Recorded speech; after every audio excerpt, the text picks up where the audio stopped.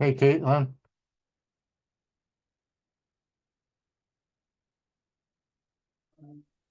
Hi, can you hear me?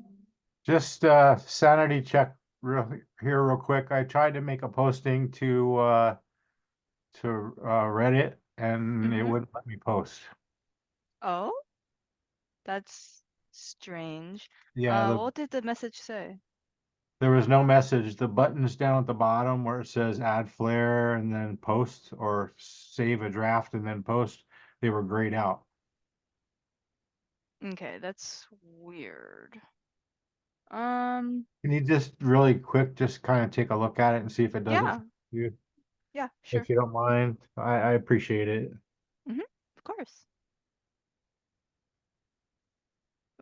Could you share your screen? I mean, I could be doing something incredibly stupid, which is the case with this class and me. So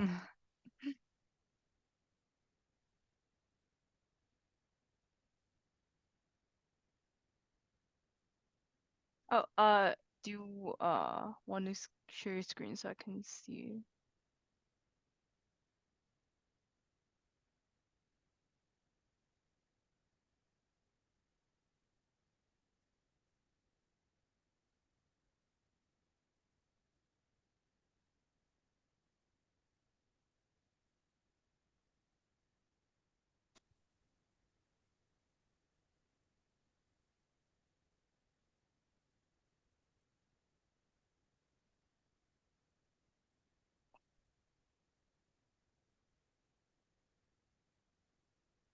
The doors are closing.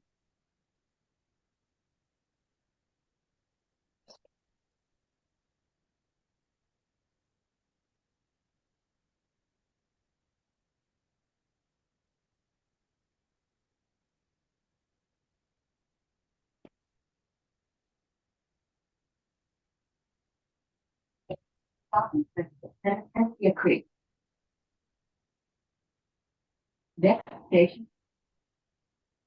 Estia Creek.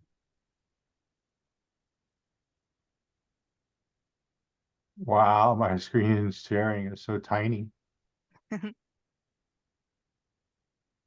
Okay, Uh, so You see is the Reddit right here on the that I'm sharing yeah, my screen?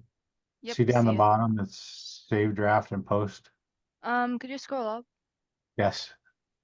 Let me see. I got the. Okay, that's strange because it looks okay. You've got the title. Um, Estia Creek.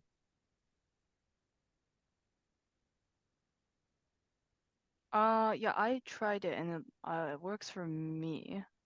Oh, you just posted something and it worked? No, I didn't post anything, but I made up a draft with a title, a body. It looks good for me right now. And I'm not the buttons sure. down the bottom are lit up for you?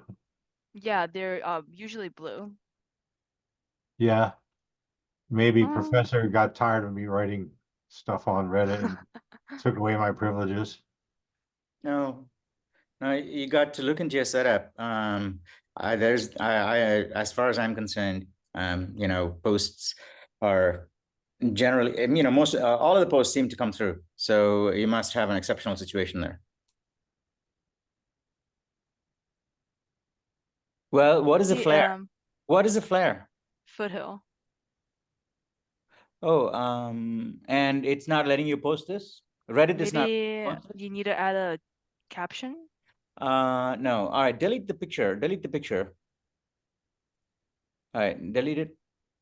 Okay. Well, you're not able to post anything. It looks like you're not able to post anything. And this is our CS2A.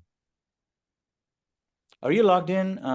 Let's see. Are you logged in? What are you logged in as? Right here, Richard Kramer. All right, just go back to your Reddit homepage again. Just go to RCS2A. Yeah, there. Just go to that. Okay, click on create a post. All right. And then, yeah, type something in there. Yeah, something funny is going on with your, oh, yeah, you got to select.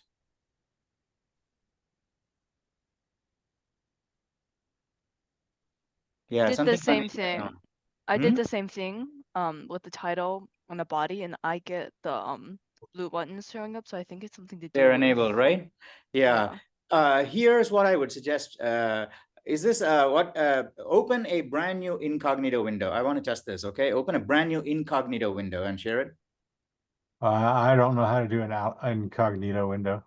No, hang on just a sec. I'll tell you. Is this a Mac or a PC? PC. It's a PC and it's Edge, is it? Or is it Chrome? Chrome. All right, hit Command Shift N. Control Command. Shift N. Control Shift N. Or go to the file menu. Go to the file menu for this browser. There we go. No. If you go to Reddit now, it should not log into your account at all. It should just go to Reddit without any login at all. Can you Okay. go to Reddit? How do I unshare this one? All right. No, hit Control Shift N. Control Shift N. Yeah, I've got an incognito window here, but it's not. Oh, you got to share that. You got to share that in Zoom. Yeah, I'm looking at how to do that right now. I'm trying to find it. There's so many, so many windows. Take your time. When you have it up, let me know. Because before we start class, it's very unusual, and I'd like to get to the bottom of this.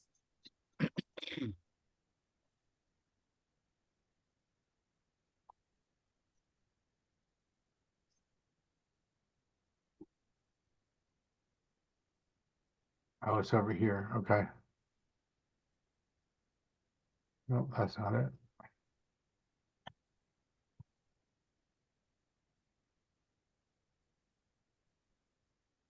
Yeah, it's like my the whole thing just disappeared.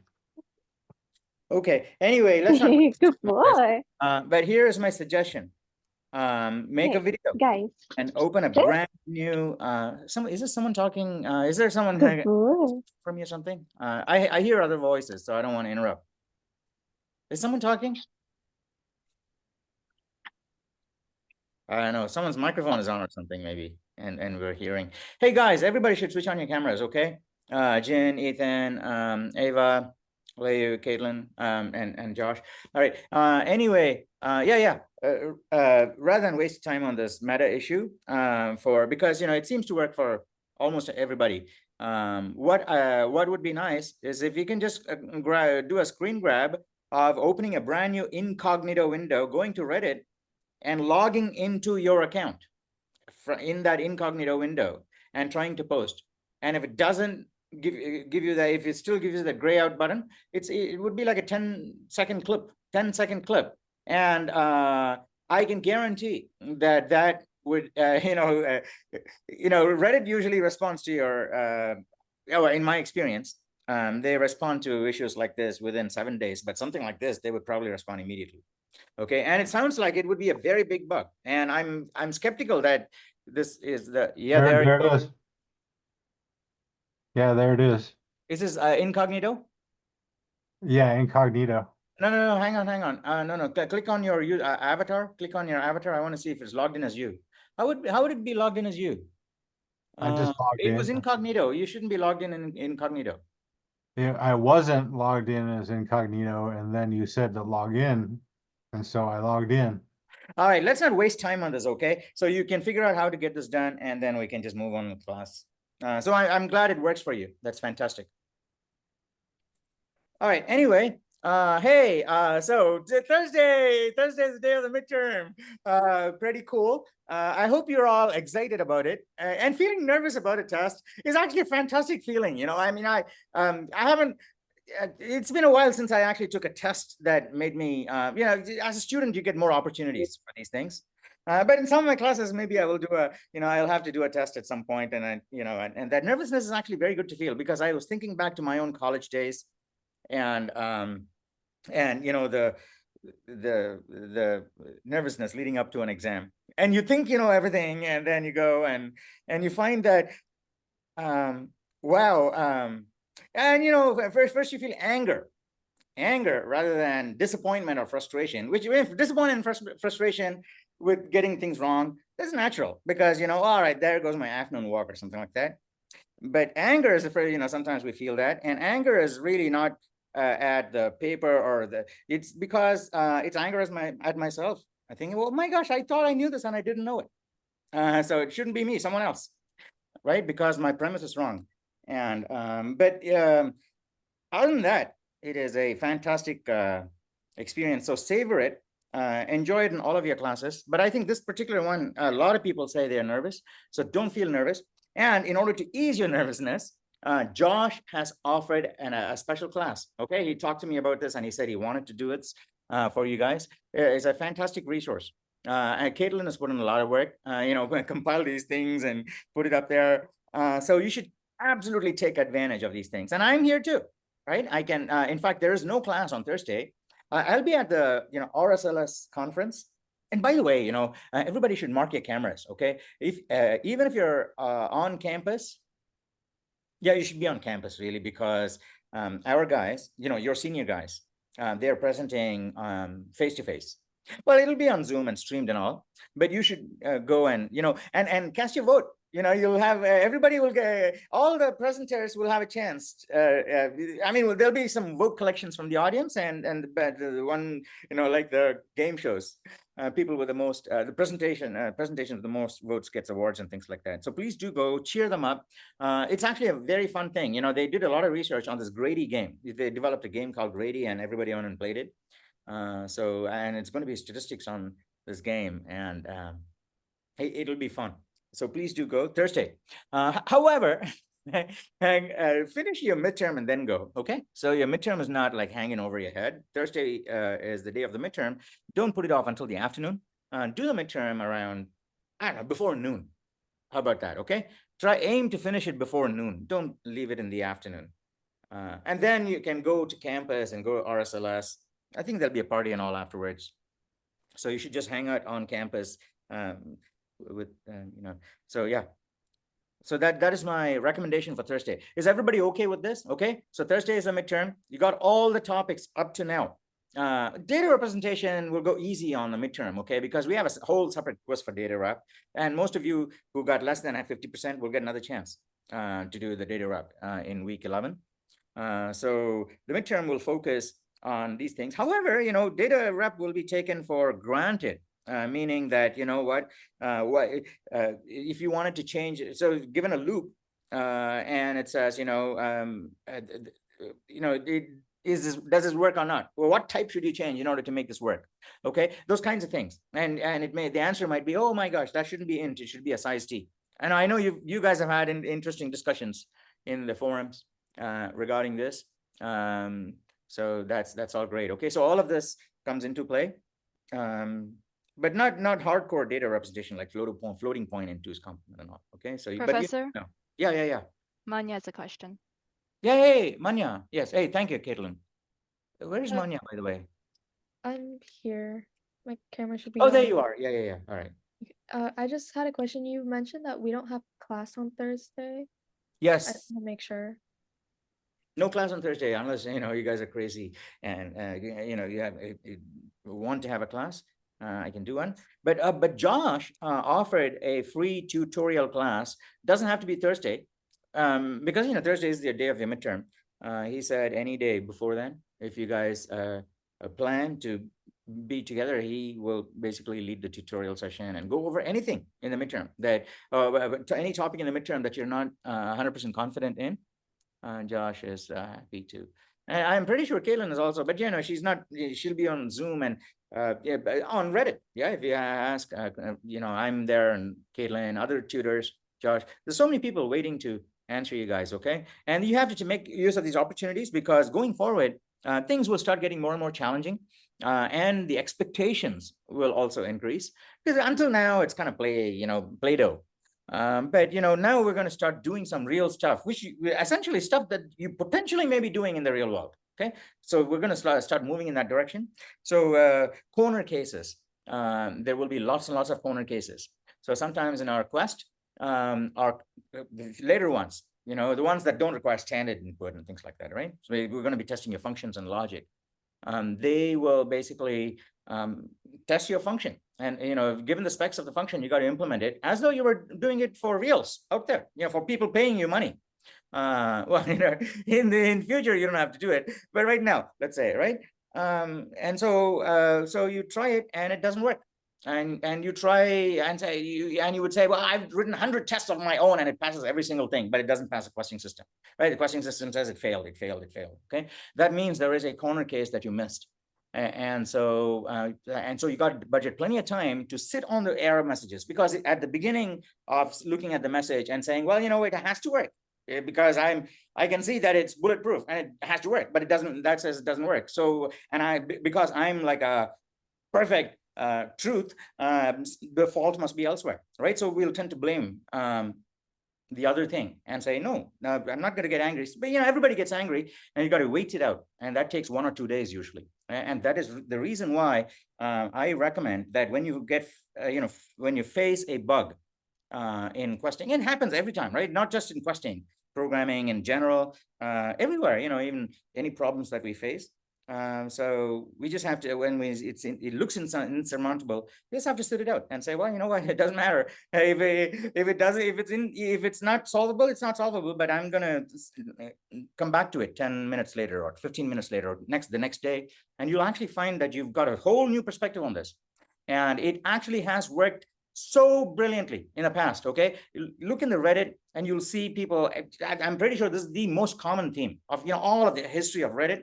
The most common theme is that I ran into a bug and I thought I couldn't fix it, but I just walked away and I did other stuff, right? You know, I went on a bike ride, or, you know, did math or chemistry or something like that. And then came back to it the next day and I knew what the problem was within 5 minutes. And it is absolutely fantastic, you know, when that happens, because you feel you feel you've got a brand new perspective on the problem, right? However, if your dad or ChatGPT or your friend told you, or I told you, right? I gave you the you know, model answer, and I told you this is how it works, and you went through it, you would not get anything out of this class. Because, you know, you never got to see the other perspective. You just thought, you know, this is the way to go there, right? You can close your eyes and go. So that is the reason why you have to sometimes get frustrated in this class, and it is perfectly natural to feel angry. Okay, but and it is going to happen a lot more in the second half of this class. But you just have to sit it out. Okay, and sitting it out is the best way, I find, to solve most problems. Sitting it out meaning, you know, you just have to don't talk at all, right? Just, if you don't even have to think about the problem, but the problem, because it's interesting, will just keep coming back to you, and you'll figure out a way to get through it. Okay, that is my recommendation. It's worked wonders in the past. So many people have posted in the Reddit, right? Yeah, I don't know, Reddit doesn't surface all of the posts now, but when I look at all the reflections and all the people in the past who posted, everybody says the same thing. Okay, everybody feels frustrated in the beginning, but then they don't get any help from me. I mean, help meaning, you know, I help meaning I give you more time and things like that, but I'm not going to point you in the right direction at all. And that really is upsetting for a lot of students. Okay, and you know, they have to endure it for another year until I retire. But they don't get any you know, pointers from me, because I don't want to rob the feeling from you. You know, there's only yeah, so so that is how it's going to be, right? Okay, anyway, so today this is what our plan was. What time is it now? 6:15. Great. So all right, we're doing good on time. I took 15 minutes of your time, and you know, enough of you are here. So let's take the screen today, and what I want to do is I don't want to go into objects yet. We can go into objects next time. Oh no, we can go into objects, but before we go into objects, how about 6:15 until about 6:45? One of you guys is going to take the screen and create the code for the thing that we wrote last class. Hey, Manya, was that you? You coded last class, yes?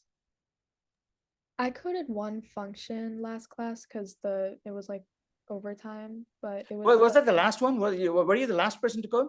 Yeah. Yeah, all right. So you were the one who posted something on Reddit. Yeah. Okay, all right, so you don't have to code, but anyway, I just want to make sure that there's someone who knows what we did last class. So, you know, if in case whoever codes today, get stuck, you can, talk them through it. Is that okay with you? I'm going to be here too, right? I'm going to be here. But ideally, you don't have to look at your old code. You should just be able to, but you can refer to it if you want. Okay. So who would like to take the screen today and code? It is going to be fun. Okay. It's going to be totally fun. And in fact, Richard could do it because, he's doing this game server and things like that. And maybe, it's going to be fun and you can integrate it at some point in your code. But everybody's had a chance. Well, most people have had a chance today. So I can't really point to anyone and say, you have to go, right? Let's see, Brandon's all right. Actually, Chanyu said she'll go later, but if you are ready to go take the screen, Chanyu, you should actually code today. Or do you want to code today? Manya and I and everybody else is going to, walk you through the code, so you won't have any problems. But if you're able to code today, you should absolutely do it. Okay, Leo's coded. Ava, you've coded too, yeah? Ava. Yeah, at the beginning, like the Yeah. first day of class. I Yeah. think. Maybe you can also code, but Chanyu, first preference today, I think. Yeah. Hey, Sophia, you've coded too, yeah? Recently. Not yet. I can do that though. Oh, you haven't coded at all? No. Wow. Okay. Well, you know what? Maybe I haven't, seen you in class so many times in the past. All right. Why don't you code today? Give Chanyu a break because, Chanyu, you kind of looked looked reluctant, right? Even though next time or the time after that, you can, think about it and say, this class I'm going to code, and then, that class you can code. How about that? Yeah. So come to class prepared, and then we can code that day. Sophia, why don't you code today? Take the screen, and essentially what we want to do is read in that list of what did we do last class? Yeah. We read in. The thing that we want to do though is after, Sophia, when you open the screen and share your browser and things like that, online GDB. What we want to do is just grab the 10,000 most common, right? I think we left out the word most common last time when we searched for the list of words, and it gave us all kinds of weird words in that list, right? A and AAA and ABC and so on and so forth, like names of companies and stuff like that. So I'll code on Thursday. Hey, Kramer, you did a script that crawled the lists, right? I'll code on Thursday. Sorry? Oh, I'll you'll code on Thursday. Hey, but you did a script or something before that went and got a whole bunch of words for us. Yeah, it got the words, and I also did the converting hexadecimal to decimal. All right. How can you get a whole bunch of the 10,000 most common English words? And just paste them in chat or something, and then and Sophia can pick them up. I know Sophia wants to open another tab and basically search just right there. Open a tab, Sophia, and say 10,000 most common English words.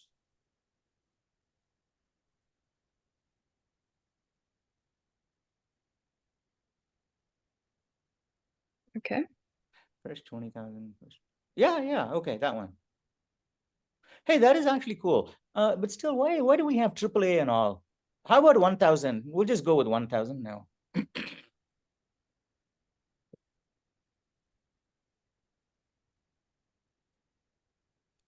Yeah. No, this one doesn't. I think we need the other one. This one is not a list. And I think it'll be hard for us to copy this too. Yeah, we just want a list, like the one. Yeah, this one is good. Okay. Yeah, okay, this is great. Yeah, copy all of that and put it in a file. I think we called it words.txt. All right. So yeah, and then Brandon was like totally excited. So my multi-variate vector, no, multi-dimensional vector and all, tic-tac-toe implementation. And hey, Brandon, are you here? Yeah, I'm here. You posted about the tic-tac-toe and stuff, yeah? Yeah, in a past course that I took, we had to implement something. Yeah, that like is pretty cool. You know what? Yeah, all right. Later on, we'll get an opportunity to play with, something like that. Not tic-tac-toe. Code that does something like that. Okay. All right. So delete everything. Put the comment on top saying class code for what is today's date? May 14. 14. Yeah, you can delete the whole thing. Can Control A, delete, you know. Yeah, and then 2 forward slashes. And by the way, you can dismiss the blue part of the screen. It gives you more real estate. All right. Yeah. Class code for May 14. Give me a sec. I'm going to plug in my laptop. Okay, no worries. Yeah. Okay. While, you know, Sophia's getting ready, do you guys have any questions at all about any of the stuff that we've done so far? You know, midterm review, we can do a separate class. You can do a session with Josh, Caitlin.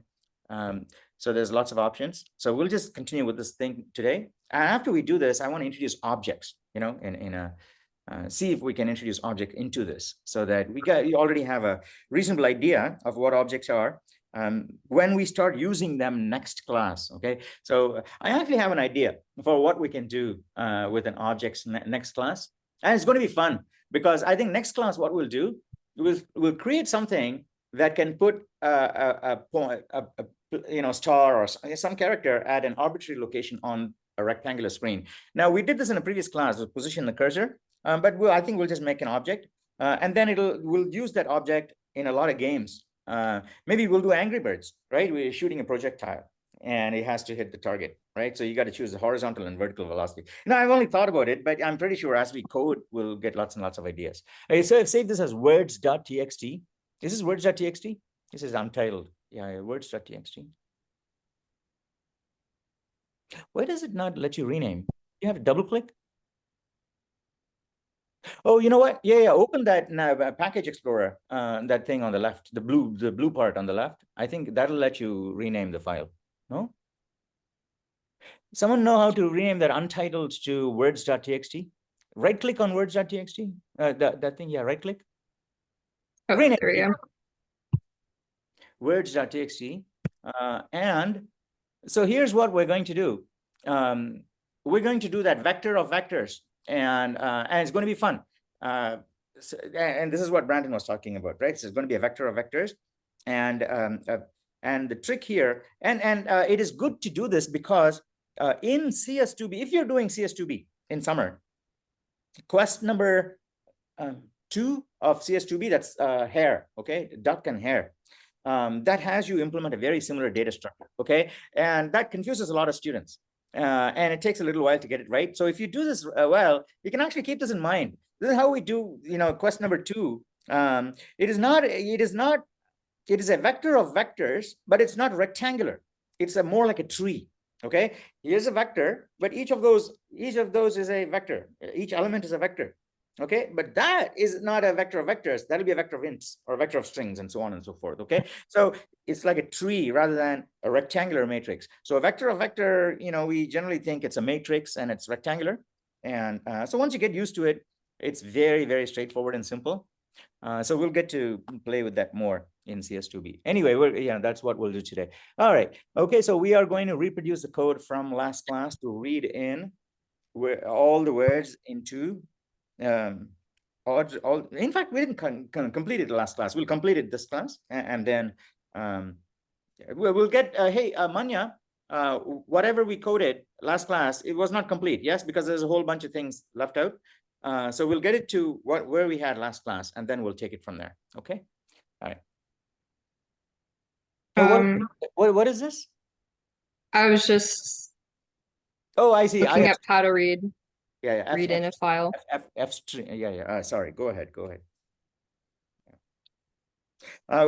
Yeah. When you're searching, also, if you talk when you search and all, it will give me a break. Okay. So I won't talk when someone else is talking. How about that? Okay. I want the airwaves to be occupied all the time. Someone is talking, because otherwise it looks like one person is coding and everybody else is watching, like, you know, to that. Yeah. So just keep talking, and that'll be a great deal more fun, you know, and I'll just pipe down. Yeah, does anyone want to call out the syntax for reading a TXT file? Let's put the comments in the code also, did we put the comments in the code? Yeah, put the comments in there. No, at the top. And by the way, we don't have CN. I'll talk you through some of the code, okay? And then Okay. I'll talk you through some of the code. Right. And here we're going to say we will reproduce. We'll reproduce the game from last class. We will reproduce the. No, don't say. Yeah, we will reproduce the game from last class. In fact, why don't we do it from scratch? Okay, it may actually be review for some students, and it may be fun. Even though Manya has that code and she's ready, I will actually talk you through this. Okay, we'll reproduce the game from last class, colon, and then next line. Yeah, and clean up read in A. Yeah, get rid of read in A. Get rid of line 5. Okay, so and then this game will read in a file of English words, store them. Sorry, what was that? Read in yeah, all right, okay. The way we did that first. Okay, all right. So we'll read in a list of English words. Okay, and we won't do the second step, which is more complicated. Okay, right. So read in a list of English words, and then what else did we do? Yeah. Select a random word, and present it to the user after jumbling it, right? Or after shuffling it, after shuffling its letters. And you can break the line. Do you see that thin gray line on your screen? Do you see that thin gray line in the middle of your screen? Slightly to the right. Yeah. Yeah, it's just before the and break the line. So that is supposed to be 80 characters. I doubt if it's 80 characters, but it's some aesthetically pleasing line. So yeah. Is it 80 characters? Is that 80 from there to there? I don't know. It's supposed to be 80. Anyway. Is there a word wrap or? Oh, did it wrap automatically? I thought you broke it. No, I was asking. No. It's just for programmers, even though they have 4K monitors. I don't know what the scene is with the very young kids, but certainly my generation, because I grew up coding on small screens and had to format to a certain width and all. But then after that screens became bigger and so on and so forth. But I still stuck to the 80 columns, and kind of it's easier for me to read. So even though I had these big ass screens, I used to say, all right, I break. And I think I don't know, if you do a survey, 80% of programmers actually prefer that. And that is why you have this line here. It just gives you a guide. Yeah, Okay. but you don't have to follow it. Sure. Present to the user after shuffling it. All right. The user has to guess the original word. And also you could use caps and all, but let's not worry about that. Okay, the user has to guess the original word in 5 seconds or in 1 minute or less. Okay, in 1 minute or less to win. That's all. Right. Okay? That is what we're going to do. Now let's go to line 9 and clear it. Okay, go to line 9 and get rid of the C and right shift and all. Right. So yeah, get rid of that. And get rid of that. And go to the and then do the standard template for a C++ program, which is #include IOStream. And that's a bit that everybody needs a lot of practice with. Just get into the habit of whipping out a blank slate program. Blank slate meaning, not blank, but #include IOStream using namespace and so on and so forth, because you're going to be doing it so many times. No. Well, hey, Sophie, it looks like you've been programming a lot in some other language right now. Okay, it's got to be C++ until the end of this class, because you can't afford to lose familiarity with the. Okay. Because the syntax, many of the things that we do in C++ are, very unique in terms of what we do. So if you say, all right, I'm going to do this and I'm going to do Go or something else here, and 50% of my time is gone, then it is very likely that you'll find C++ very hard in the contracted time in which we're doing this. Okay, #include IOStream, enter. Okay, and also we're going to be using vector. Okay, instead of get rid of this. Get rid of this tab altogether. Kill the tab. Okay. We don't need this tab. I'll just talk you through this. This is all, don't worry about it. Well, obviously you'll probably read those things before your exam and so on, but for this you don't need it. Okay. Yeah. Now go to the previous line. Go to the previous line. Hit enter. Yeah, enter. No semicolon. No semicolon. So that's why I that you need. Yeah, I'm glad you start to code today. Okay, because you do need practice. And I said the same thing to Salami. Where has Salami gone today? All right, Salami is supposed to be here. Because he emailed me also. He also needs practice. Okay, there's a bunch of you in class. Ian needed practice, and he actually got some really good practice, and it benefited you. Yes, Ian. I don't know if he's Yeah, Professor, thank you a lot. yeah. Okay. So you have to have practice. You know, understanding is not going to cut it with the early parts of C++ anyway. Okay. So you have to get practice, and getting to code in class is absolutely fantastic. All right. Hash include IOStream. All right. You also do hash include vector because we know we're going to be using vector. Okay. Hash include vector just like that. Okay. And then another thing, we're going to be reading from a file. So just say hash include f stream. Okay. F stream. Okay, those are the three things that we know already that we're going to be using in this project. Well, technically, you don't have to put them there now. Put an enter. There you go. Very nice. Thank you. Okay, I actually like that, blank line between the includes and using namespace, although technically you don't have to do that. All right, now go to the, after using namespace, right, go to the end of 13 and hit enter, right, one more.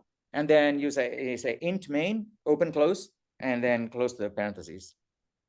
Yeah, open, close parentheses, and space curly brace. Yeah, all right. Okay, all right. So, and then one more, enter, and then return 0. Okay, now that is your basic C++ program. And I think we should practice enough to be able to knock this out in, I don't know, 10 seconds. Okay, so you can actually time it. So I start with a blank slate, I don't know, 10 or 15 seconds. Essentially start, finish. Okay, and once you got this going, I think it solves a great problem for lots and lots of beginning programmers. Okay, maybe not for experienced programmers. Maybe even after you get to CS2B, you don't care. Okay, but I think for CS2A, this is actually fantastic. So if you're new to CS2 C++, this is a fantastic tip. Just do this, okay? Because it'll break the ice. What a lot of CS2A students seem to have, maybe not all of you, but I know for sure that some of you have with C++ is getting started. Okay, once you get started, you can get rolling. Okay, because you need the starting momentum. This is static friction and kinetic friction, right? So getting started is hardest. And I don't know, maybe they even made a movie about this, right? If you're writing in English, right, it's very hard to get started. But if you actually start with a passage written by someone else, doesn't matter, and you start expanding on it yourself. And you can toss away the first paragraph later on. Your stuff with the later material will actually have really lots and lots of good stuff in it. So getting started during the early stages, I think, right? Programming is not very different. So just knock this out, okay? And even if you don't get all the include files right, who cares? But you got a template. Now you can start filling it in. So please try this. You're not going to get a chance to exercise this in the midterm. And probably not even in the quests, because all of the quests give you a starter code in CS2A anyway. But any of the projects that you do, right? Like Richard, he said, "Oh, I'm going to do a server for games." Okay, that's going to be your own project, and so lots and lots of ideas just bubble up and then pop into nothing. Just because they don't act on it, because everybody gets lots and lots of ideas, but actually have to take the initiative like Richard did. All right, I'm going to do a game server now, right? But so when you do that, and the reason people give up on these ideas is because they have starting trouble. That's all. Okay, so I think at least let's say 50% of the people who give up wouldn't give up if they had a start. That's all right. I'm not saying everybody won't give up, right? Maybe they have other reasons to give up, okay? But I think at least 50% won't give up if they have a start. Someone just pushing them out, like dad on a bicycle or something like that. Okay, so please do this. Try this with all your personal projects. In fact, what you should do, highly recommend, is that because you don't have, well, you do have a quest due this week, but anyway, you don't have a class on Thursday. Oh, you'd have a midterm. Okay, but anyway, the next break you get, okay, or and also someone emailed me saying I'm enrolled in a lot of courses, and all right, okay, you shouldn't. First of all, if you won't get any sympathy from me for that, okay? Because everybody is going through a great challenge all the time. Some people tell you about it, some people don't, right? You can't assume that someone who's silent has not gone through the challenges in life that you have, right? And so yeah, you should not enroll in that many classes, and it's totally not going to serve you at all, especially in the future with, you know, AI agents and everything out there. Just pick a few classes that you're actually interested in and just dive headlong into it as deep as possible. I think that is the best way to, you know, enjoy these things. Okay, all right. No, get rid of all those comments. We're not going to do Okay. this. Yeah, get rid. Yeah, all right, okay. So go get rid of the blank lines also. Yeah, all right. Now inside of main, go into your main, right? And there is where you start putting your comments. Okay. So step one, yeah, put a comment there. Put a comment. Yeah, space, and say. And Manya, you should also help me out here and there. But I think the first thing we want to do is just open that words.txt file and read everything into our vector. All right. Yeah. Open words.txt and read everything into our vector. Okay. Now, on the previous line, since we said vector, we're going to be using a vector, right? So on the previous line, hit enter. On the previous line, hit enter. No, on the previous line, Right. The first thing we want to do is, because it's going to be a game, we want to randomize, seed the randomizer. Okay. So what we want to do is srand. Yeah. And usually you don't have a blank line above that, because it's almost like the declaration part. Srand, and within parentheses, you're going to say time, and then 0L or null pointer. Yeah, time, open parentheses, null pointer. You know, this red on black is hard for me to read here. Oh, maybe it's just my glasses. You know, I just switch my glasses around. Yeah. All right. Okay. Increase the size. I'm losing some of you. Is that Yeah, better? that's better. Thank you. Yeah, he's went to light mode. Okay. S1 time. No, don't say 0L because it looks like 01. Just say null pointer, NULLPTR. Now, before the word time, put the word unsigned inside of square brackets, inside of parentheses.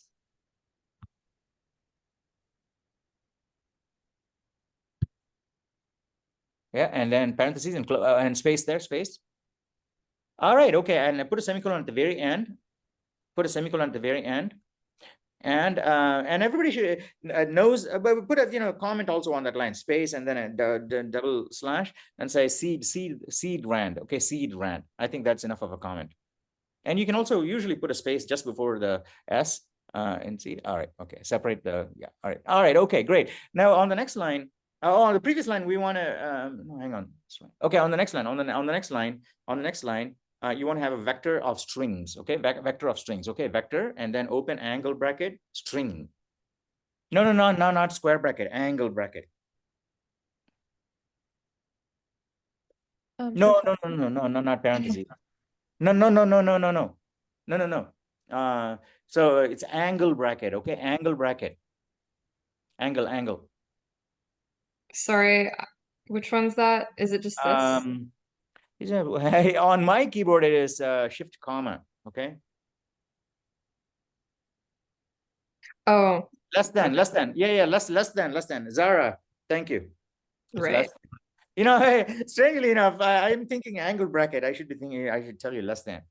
And yeah, all right, space. And then this is going to be called words, okay? Words. Professor, last week we used for this code we used a Yes. vectors.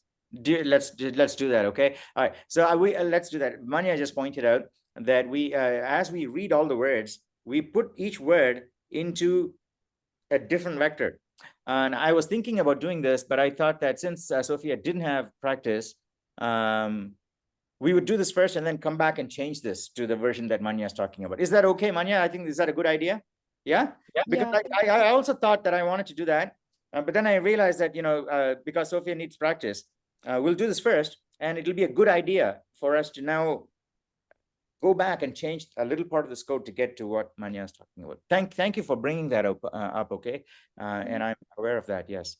All right, so vector of string words. All right, so, and put a comment on the same line, right? Initially, we will read all the words into a single vector. Initially, we read all words into it. No, initially, you got to say initially, because all right. Read all words into a single vector, and then say within parentheses, you can say to do. Within parentheses, you can say to do. We will change it, right? We'll change it. Oh, no, all right. Initially, just say initially. Or is it initially or for now? All right, good. Thank you. Right, now. All right, okay, excellent. Now, what we can do is go to line 19 and hit enter. And I think we didn't do it last class, and we'll do it this class, okay? All right, hit enter. Or maybe we did it last class, I forget. Okay, now we'll say read underscore words from file. Okay, read words from file. From file. No, I think you need underscore between, yeah, because Yeah, okay. file. This is something we have to define. This is a function we have to define. Okay, open parentheses,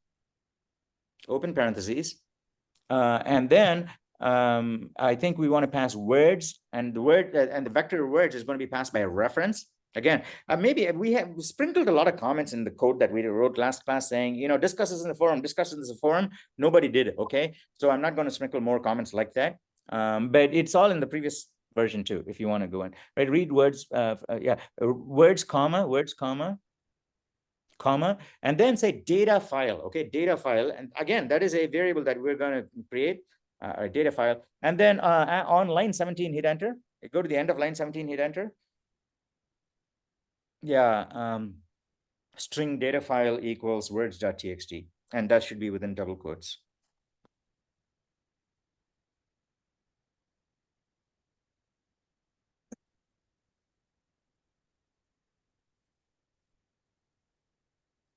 Yeah, enter. No, yeah, semicolon at the end, and then enter. All right, okay. 19, you can get rid of 19 and 20. Oh, yeah, I think, yeah. 19. No, I think you need a blank line there, so I'm sorry. All right, yeah, all right. So, all right, read, all right. So we want to define this function. So let's go to line 21, all right? Define this function, and we'll come back to this, okay? All right, so go to line 13, go to line 13 and hit enter. Line 13 and hit enter. Now this function that we're going to define is, enter one more time, enter, and say size underscore t,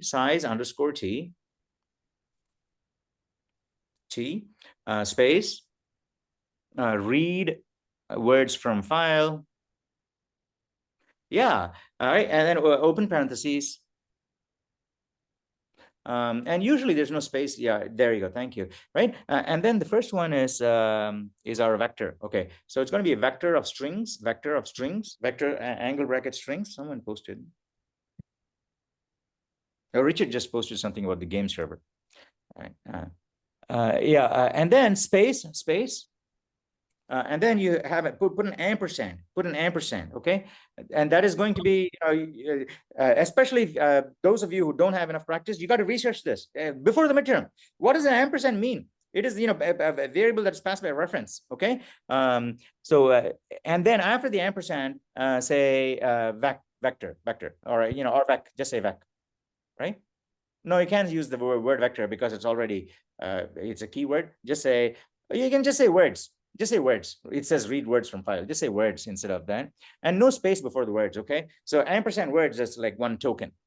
Well, it's not really one token, but conventionally it's, yeah, right? And then after the end, a comma. Yeah, not there. After words, comma, a space, and then my mouse, okay. All right, and then the other one was, yeah, string data file. Or string file name, right? String file name. Yeah. All right. Okay. So and let's go to the body of this function, right? So go to the end, space curly brace at the end. Yeah. All right. There you go. Now here we're going to create a file stream and read from the file stream and load into our vector. And the way we did that, so it's going to be similar to what we did before, right? Because, we'll just follow the rough idea of what we were trying to do. It may be slightly different.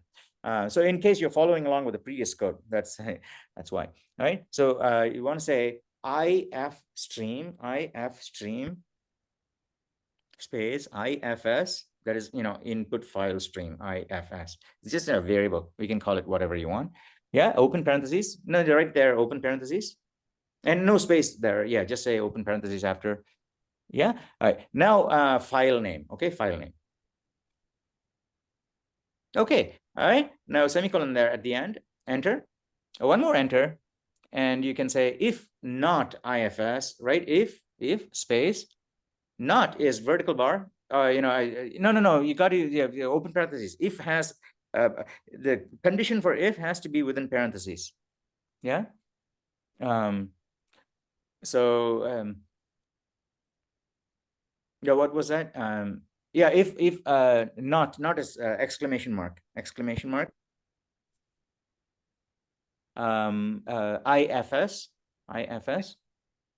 Yeah. You can no, that's it, because IFS, as you'll learn later on, is basically an object that also evaluates as a Boolean. Is it true or false? Okay, if it's bad, it'll say false. If it's not bad, it'll say true. But those are things, that details that you'll just pick up by yourself. Or you can ask, right? All right, so you can say CERR. Well, technically, this is not even supposed to talk to the user. Say return 0 right there. Return 0. Or maybe you should say return minus. Oh, it's returning size T. Just return 0. Okay. You don't need the braces. Like, if not IFS, return 0. Okay. No, this is not clean. And this function, I just do a C. All right, print something. Okay, for now we'll clean it up later. CERR left shift. CERR left shift. Right, left shift is 2 less than signs. Space space 2 less thans. No, it's less than, not greater than. And then put a space before that. Not before also, because it's an operator. Now on this side, say fatal error, could not open space, and then close the thing, and then data file, right? And then endl. And then return 0. sorry, page could not open. Yeah. Exit. I think that's better. No, fatal error, right? Fatal error. Okay, full stop. And then space. No, period and then space. It's all within the same code. Yeah. Could not open. No, it's all within the string, inside the string. Could not open space, and then another left shift outside the string, left shift. Yeah. And then put a space on both sides because it's an operator. Yeah. It's all just aesthetics. You don't have to. Right. And then data file, and then endl. No, file name and endl. File name endl. On the next line, usually instead of return 0, say exit 0, because it basically exits the whole program. Okay, and then we'll put on the next line, right? Endl. Yeah. On the next line, say exit open parentheses -1. Okay, exit open parentheses -1. Right now, put a semicolon on the end, and then put a comment. Right. Put a comment saying this exits the whole program with an error status, not just return to main. Again, this is something you can look up and discuss in the forums.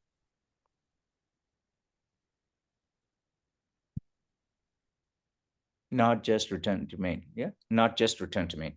Not just return to main. Return to caller. Yeah. All right. Okay. And no return 0 after that. No return 0 after that. Great. Now go to the end. Get rid of the blank line outside of the if statement. I hope everybody's following. Even though we've done this once before, it is actually super duper useful to do the same thing over and over again. Yeah. So it is. I think it'll be great practice just to retype the thing that we've already typed once in class. All right. We're going to extend it. All right. So go to the end of line 21 and hit enter. Everybody should be doing the same thing, okay? Even though Sophia is doing it on screen, do it in your own browser. And if you have any questions and something's not working, you can always, button and ask. You can save my voice a little bit by doing that. Okay. All right. Okay. Now, what we want to do is while open parentheses, get line, open parentheses, get line.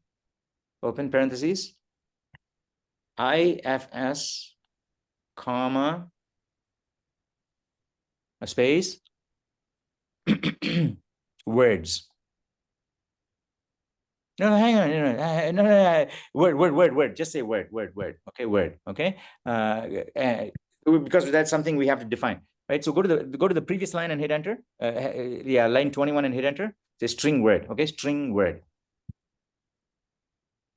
Word. Okay, that's a string variable. Right now, go to the end of the while statement. Curly brace, space curly brace. Yeah, you say actually we don't even need the curly brace. You just want to say words dot pushback word. Okay, words dot pushback push underscore back. Yeah, word. Okay, and you can get rid of the curly braces because that's all. Pushback, and then the parameter for that is word. Pushback, and then within parentheses you say word. Right? No curly braces. Yeah, get rid of the curly braces because there's only one statement. You don't need a body for the while. Yeah. Okay. Go to the end. Yeah, there you go. On the next line, yeah, say return words dot size.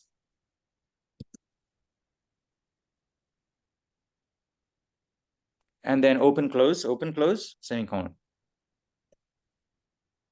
Okay, now get rid of the blank line. We don't need that. Now we can go back to our file, the main method. Okay, so now read words from file will read from the data file words into that vector words, and it's also going to return how many words it read. Okay, so in fact, what you can do is say on line 35, you can say size t n equals no, right there before the read words, right? Before the read words, it says on line 35, size t n equals, or size t num words equals, size t num words equals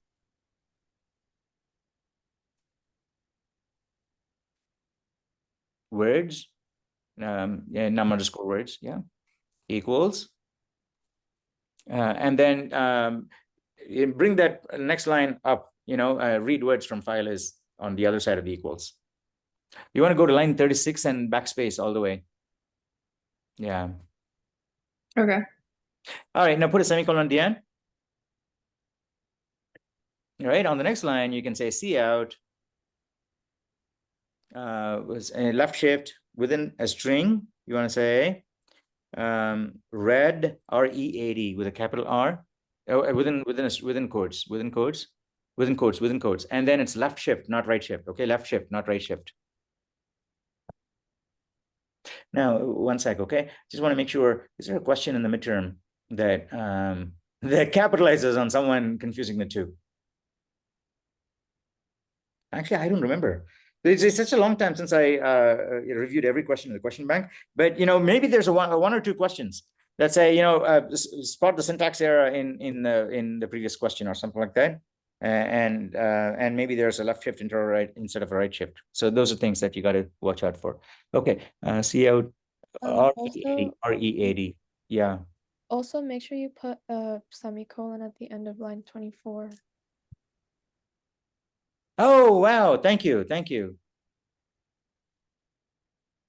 All right. Yeah, red, and then close the thing, close the string. Close the string, close the double quotes. And then space, and then left shift again. Left shift, and say num words, and then left shift again. It's actually great fun, isn't it? You're stitching together the output by imagining what it should be and slotting the different things in place. Other languages like Python, you have these templates and slot fillers and use curly braces. But in C++, this is the way you do it. Just pushing things, and that's why it's more fun here because it's harder to imagine what the hell the output is going to look like because you're just shifting things into the pipe like this. All right. Okay, red num words, and then within double quotes, you're going to say space words from, and then data file, right? And you want to put a space before the words. That's why I say it's great fun because you can. It's harder to imagine these things how they will come out, and then we run it and say, oh, his numbers are butting up against this word. Yeah. So, yeah, and then not capital W words, right? Because it's part of that sentence. Words from, and the data file is actually a variable. We know what it is. So so after from, close the double quote, and then make the data file as a variable. Yeah, a left shift the data file and then endl after that. Okay, so this is great fun, right? Even that one line cout statement is actually a super duper good practice for just the laying things out and output statements, right? Yes, because it's chaining things together. Now there's a very interesting property of that less than this operator. I don't want to go into the details, but the fact that it actually returns something special that allows you to do that is something that you will exploit in question number 9. Okay, so we won't go into the detail now. It is called chaining of the results. So you can call a function for object-oriented programming, call a function, it returns the object. On the object, you can keep on calling more and more because the same object is being returned every time. Now, maybe this doesn't even make sense to you right now, but by the time you're, in quest 9, you'll actually see these things are actually super duper cool. Okay, all right. So make sure you put underscore next to inline 35 for size t. Oh yeah. Size underscore t. Thank you. Was it Brennan? Oh, it was Jin. Jin, thank you. All right. Okay. All right, great. Okay. Now I'll go to line 37, hit enter. Line 37. Yeah. Enter. I put another comment there saying select a random word from our no, put a blank line because it's a new paragraph now. We're doing something different now, right? Put a blank line above that. Yeah. Right, enter. Yeah. All right. Now select a random word. Okay, select a random word from our list. All right, and again, we're going to use the most common idiom. We've done this, that is why srand, these things, you use it in so many programs so many times that it's well worth doing many times so that you just get it out of your head. Okay, or you don't think about it, it just flows automatically. So standard idiom here. So selecting a random word from a list is the same as JavaScript pick, right? Or Python select a random element, it'll do it automatically. That's exactly what's going on, right? So on the next line I say string random word equals. Does someone else wants to call it out? Okay, in fact, why should hey, by the way, I shouldn't be calling out the rest of the code, but would someone else like to do this? Because the rest of it is pretty simple and straightforward. Yes, right? So we got to select a random word, sleep for a second, right? Oh, unistd.h, you got one more file to include. Okay, for sleep. So sleep for a second, say stand by for your word, and then we have to shuffle the word. Okay, all right. Well, I'll talk. If someone else wants to do it, please tell me. Okay, and you can go ahead and I'll just watch, right? Or even get out of your face. So you got to do one more function for shuffling a word. Okay, does anybody want to do it? Yeah, or do you want me to call out the code? Either way, so there's no excluded middle here. You got to go one way or the other. You got to vote for no independent party.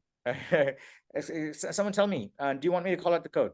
Yes, one more function for the permute, and then we'll I'm going to call out the code. Right. So I think maybe, how do I know that you guys are actually paying attention? Other than Sophia who's actually typing something, how do I know that you're actually following along? There's no Mania called out a few, Jin and I don't know, a few people called out, but everybody's got to be a lot more vocal. Otherwise, I don't know if you're just switched off and have your camera on and not participating at all. Okay. So ask questions, or even how about this? Okay, I'll just give portions of this for you guys to call. Okay, how about now select a random word from our list. Who would like to call out the code for this line? I think that's the better approach. Okay, maybe I'll follow this from next class also. For this line, let's say 1 minute. Okay, 1 minute. Someone else call out the code for this line. Right, I'm going to get a drink of water and I'll be back in like 2 minutes. Someone complete that. Okay.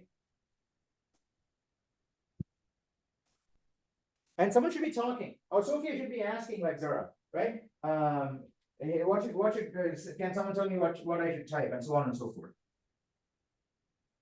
Okay. Yeah, does anyone know the answer?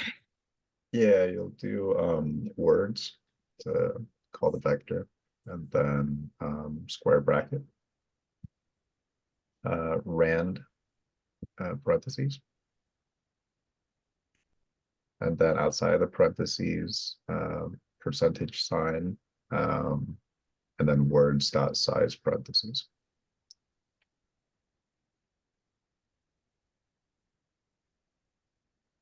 and then semicolon at the end.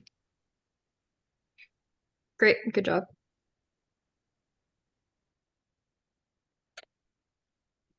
I'll be right back.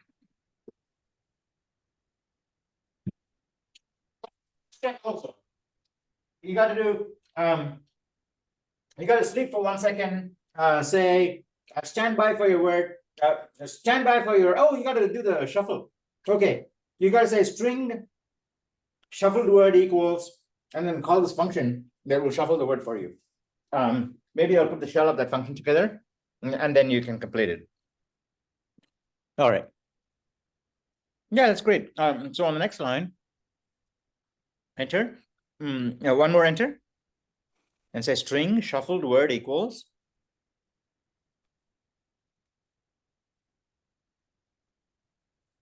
Word equals. Shuffle.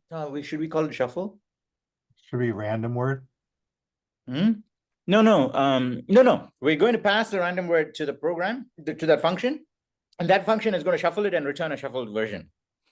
So I think what we'll call it, let's not call it shuffle. Okay, let's call it jumbled. Okay, jumbled, because I think there's a library function called shuffle. We don't want to confuse that. Okay, jumble underscore words and jumble underscore letters. Jumble underscore letters, and then and the parameter to this function is going to be our random word.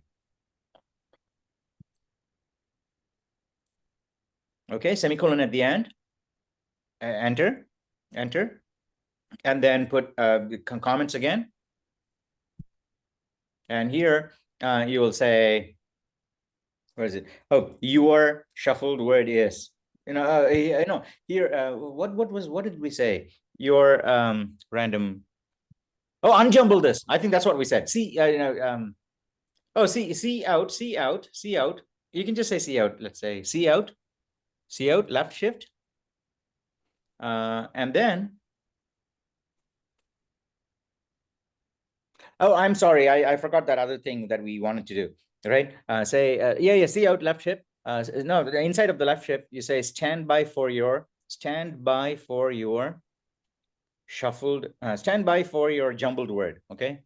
I think we should change the word shuffled to jumbled. Okay. Because we're using jumble here and then using shuffle there. It's confusing. And also on the previous line 41, change the shuffled word to jumbled word. Jumbled word. And then you want to put 3 dots at the end of that C out line. Jumbled word dot there, and then endl after that. Put 3 dots there, and then endl.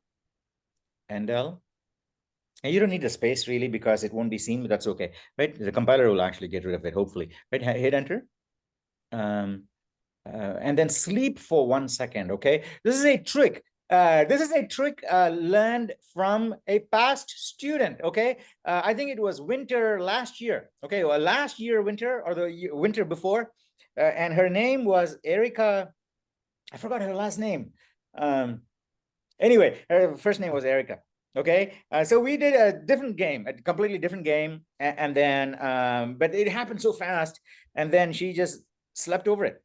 And the next day she said, here's my version of this game. You'll actually find it in the Reddit. Okay, here's my version of this game. I made a few changes. And then all she did was put some sleeps in certain special places. And it made a world of a difference to the user experience. Okay, that's all she did. It's incredible. And so ever since then, I've actually been following that example. And I've been attributing that to her too. What's her name?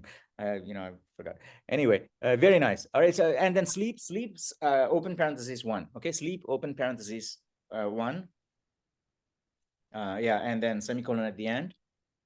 Now, because we're using this function, we need another include file. So go right to the top again.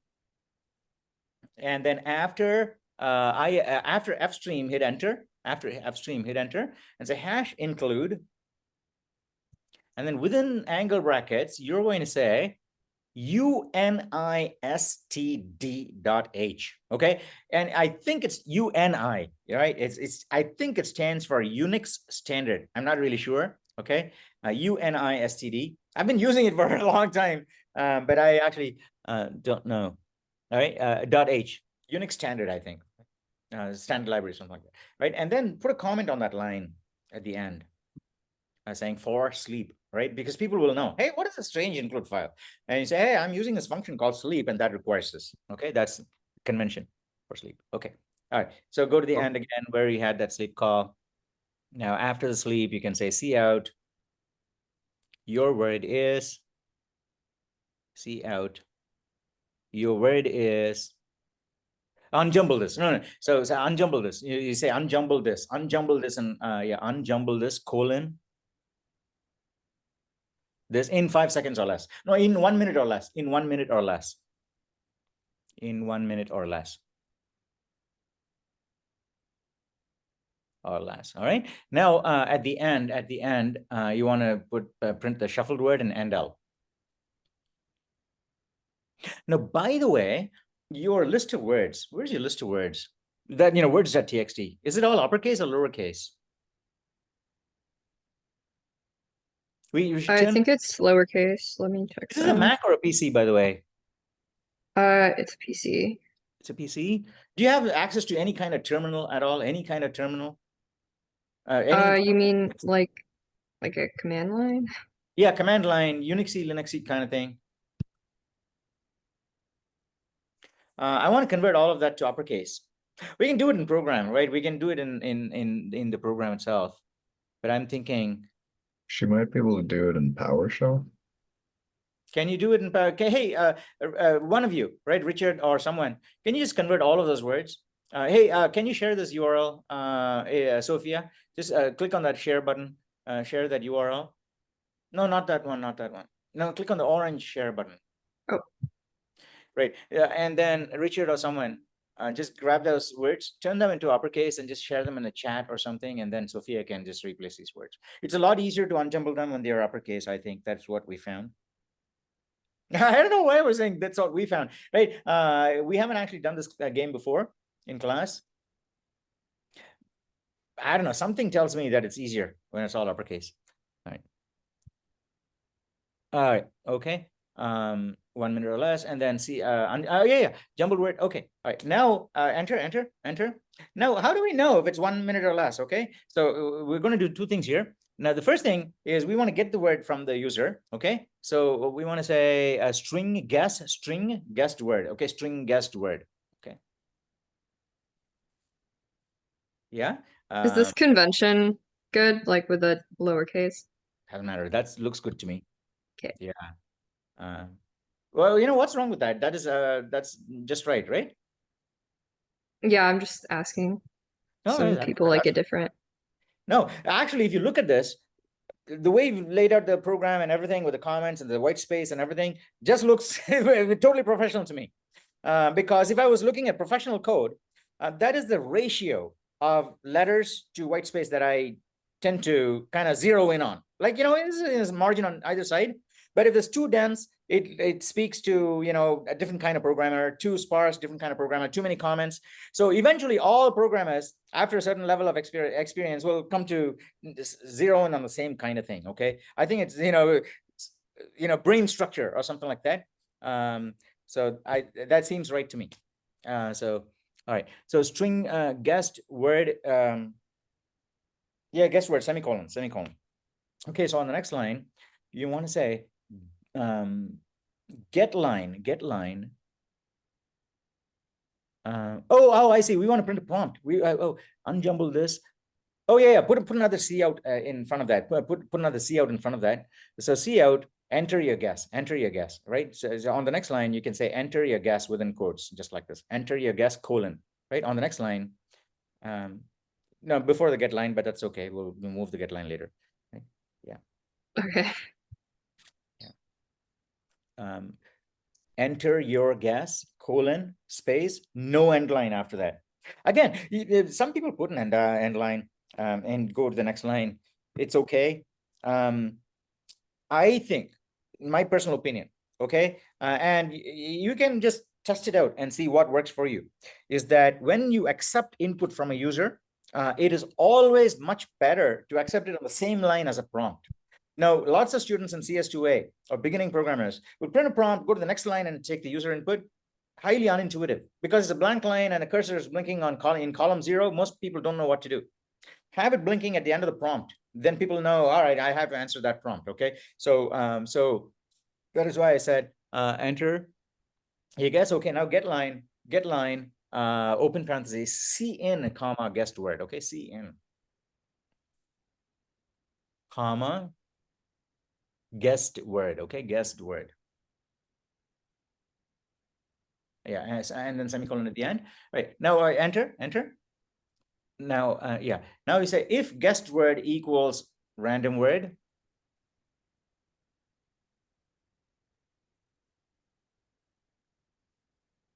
Yeah. I think we don't even need that, but we'll see. Right. Yeah. All right. You can say if it's equal, you can say see out, hooray. You got it right. Right. We're going to do one more thing, obviously. Right. We're going to check the time and everything, but we'll make that change after that. Hooray. You got it right. And then now you have an endl at the end. Yeah. Else you're going to say see out, alas. See out, alas. The correct word was random word.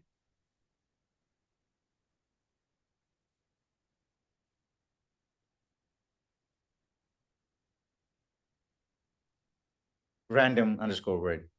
Well, I don't know. Maybe you were just in a different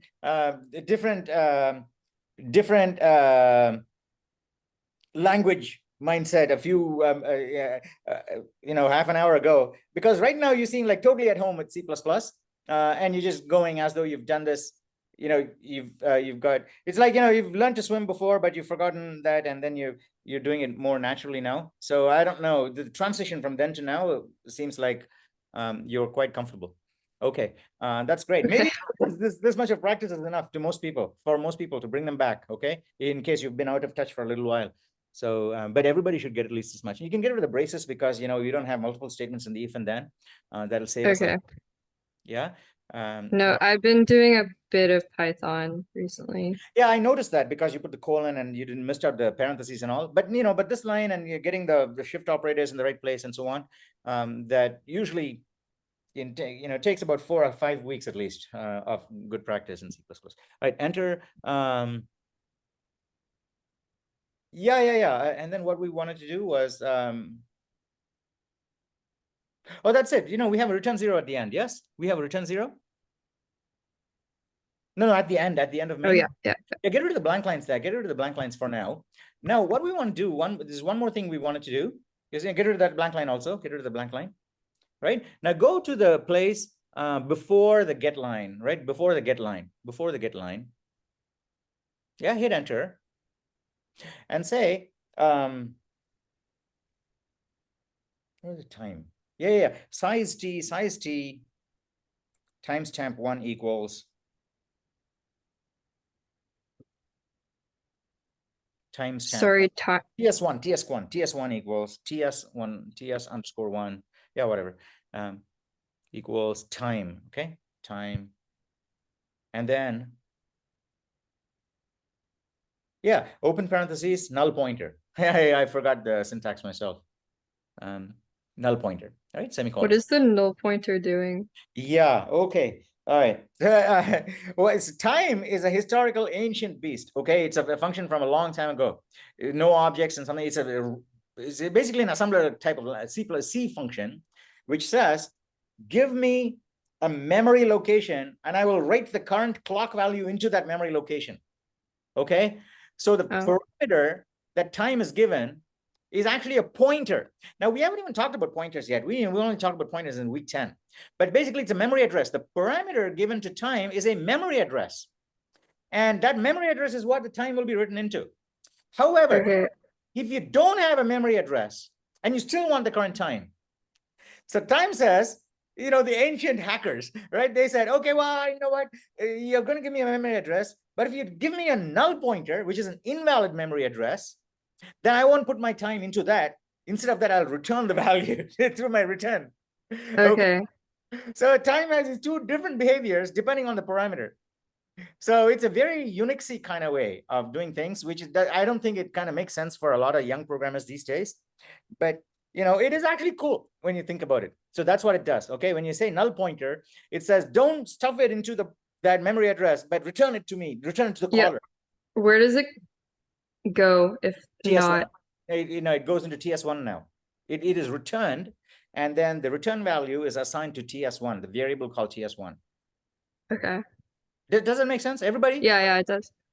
Yeah, well, not just Sophia, okay? Is everybody comfortable with what we've done so far? Everybody has any, yeah? Great. Zara, good? Zara, good? Zara, yes? Yes. Okay, Jen, Ava, you good too? Ava, you good too? Thumbs up? Can I So far. ask you some questions Yeah, about totally. pointers after class? Like after? You can ask now too if it's going to help other people. Oh, lots and lots of thumbs up from Ava. I don't know how you do many thumbs up. I don't know. I don't know. I think I just pressed it for too long. Oh, you press it for too long, you get lots of them. Where is it, by the way? Where is show captions? Where are my emojis here in my Zoom? Oh yeah, reactions. I'm going to press it for a long time. Oh, it's send with effect. It says send with effect. Shouldn't be playing with this now. But anyway, that's really cool. Really cool. Okay. All right, but everybody's cool with this, I think, right? We're good. Okay. All right. So and then what we want to do is get another variable, TS2. Okay. But we get the time after the user has pressed enter on that get line. Okay. So we're going to do a time measurement before and a time measurement after, TS1 and TS2. Right. So can you do that? Okay.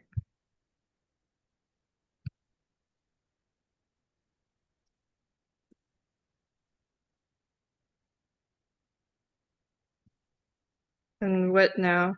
Null pointer. But Okay. it has to happen after, not before.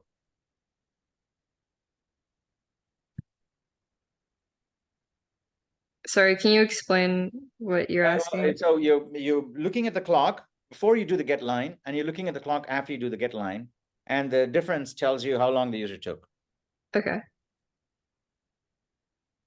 So you want to move that one, yeah, that line. Yeah. You want to move that after the get line. Yeah, and then you can wrap it around with the two TS. Yeah, get rid of the blank line above that. And then put the blank line on the line. Yeah, there you go. Right, so it's wrapped around. Now, after line 53, hit enter. Enter one more time and say size t difference or size t elapsed time. Size t elapsed time equals TS2 minus TS1. Elapsed in past time, past tense. Elapsed time equals TS2 minus TS1. Yeah, semicolon. Yeah. All right. Now you don't need the blank line there, but we're now going to go in and flesh out the if body, because now if the guest word, right? So all right. So go to the end of line 57. Now we'll need the curly brace. All right. Put a curly brace on line 57. Hit enter. Right. And then go to the end of line 58. Now like the first cout is okay. Right. Go to the end of line 58 and hit enter. Enter. We're going to say one more thing, right? If elapsed time is less than, what we'll do is just print the elapsed time. Let's keep it simple. Let's see, keep it simple. Let's get rid of the curly brace and get rid of the if. That we'll put it below, right? Get rid of that line. I'm sorry, Sophia. Right? Get rid of that line, that entire line. And get rid of the curly brace too. We'll leave the if statement like we had before. Yeah, and then go to the end of line 60 and hit enter. One more enter. And then backspace and say if elapsed time less than 60, if elapsed time less than 60, less than or equal to 60.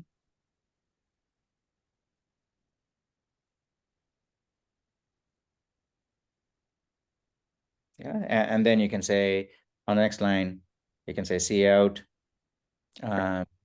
and hooray, you only took elapsed time seconds. And hooray, right? So you can't say hooray, hooray 2 times. And Okay. hooray.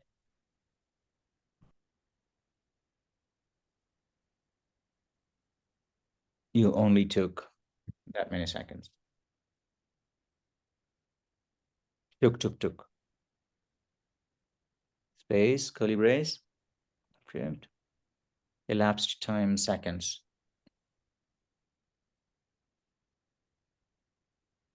And del after that.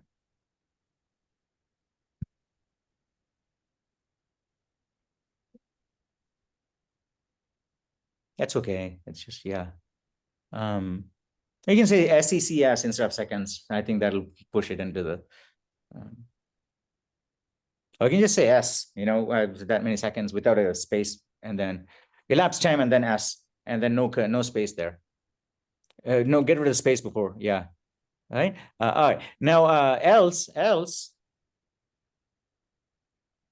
you say, but you took, right? So else, enter.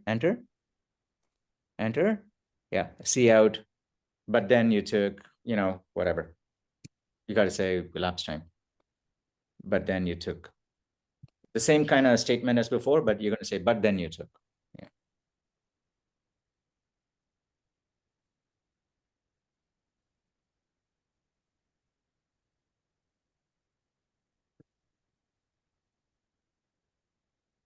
This is useful, Sophia, by the way, because, you know, when you started out, you were in a completely different mode altogether. But you know, you got warmed up quite a bit. So this session, was this useful, live coding? Yeah, of course. Great. Yeah, fantastic. All right. So everybody, basically, I'm asking this question of everyone who's coding, and everybody has said it has helped. Okay, everybody has said it has helped. So all of you who haven't coded, you should actually, you know, jump on the. You know, we only got like 5 more weeks after next Thursday, no lecture, and only 5 more weeks after that, 7, 8, 9, 10, 11. You can't teach on week 12. So the number of opportunities you get to code like this, very limited. And in summer, I don't even offer this. You know, like this. You know, and I am teaching 2A and 2B in summer, but please do take these opportunities. You know, if I were a student, I would basically jump at these opportunities. It's very valuable, because it saves you a lot of time that you would 4 hours of studying, going through a book. You can actually condense, you know, 30 Hey, minutes. so I have a question, sir. Yeah, go ahead, Richard. So I'm trying to convert the lower to uppercase, and I remember you doing it last time with the TR command. Yeah. TR. But my command box in Windows is not taking that. It's not taking sed. It's not taking anything. Yes. So Yeah. how So do I do Windows it? doesn't let you do that. We'll go with lowercase for now, and we'll figure out. You could use Windows subsystem for Linux. There is one. I'm sorry, say that again. I didn't hear you. It was all jumbled. There's the Windows subsystem for Linux. It like allows you to use the Unix terminal in Windows. Do I have to install that? Yeah, it's in the Windows store. You first gotta download WSL2. Sorry, WSL2. I'm not understanding you. You're kind of jumbling your words together.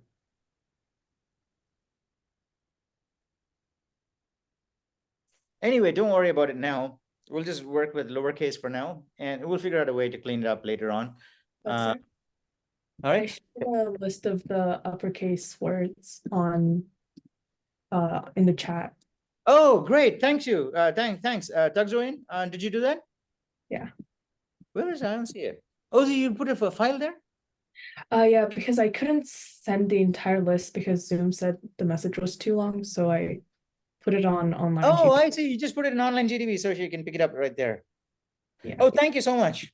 All right. Yeah, I do see it. Uppercase words. But yeah, copy all of that, except don't call it uppercase words, just call it words.txt, and that is fantastic. Let's go with that. Thank you, Tuxoan. Are you guys here? Hey, well, what happened to my meeting? Oh, we can hear you. Oh, all right. You know, my window disappeared all of a sudden. I went to a different. All right. Okay, cool. Great. Okay, so you got all the words. All right, now you need one more function before you can actually run this game. You know, we're very bold. We're saying we're going to run it. We don't even know if we've compiled it once, and we don't even know if it's going to be an error. Yeah, wow. All right, it's a good to be confident like that. Okay, 28. Go to line 28 and hit enter. No, line 28. Oh yeah, you can do it here too. Right. So we want to define this new function. What do we call it? We call it jumbled words or unjumbled words. What do we call it? No, in main we called it something. Jumbled letters. Okay, jumbled letters, and it's going to return a jumbled string. Okay. All right. So it says string space jumbled letters. And then open parentheses, you can say word.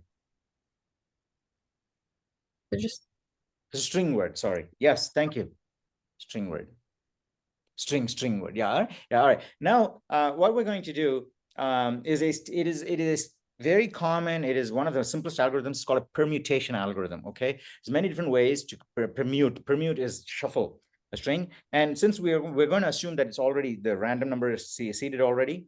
So what is it? I got a reaction here. I don't know if I can understand that.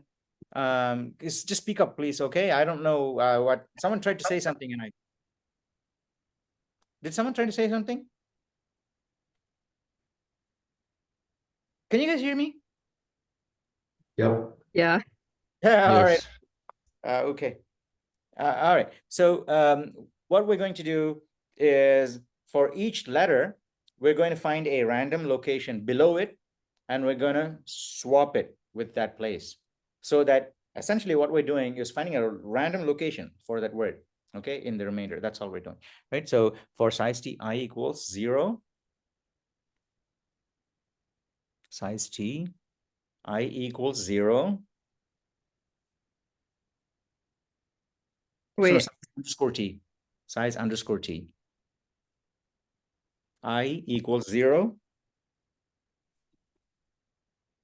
Holy cow, it's always 728. Right. I equals 0. I plus I less than I semicolon I is less than word dot length.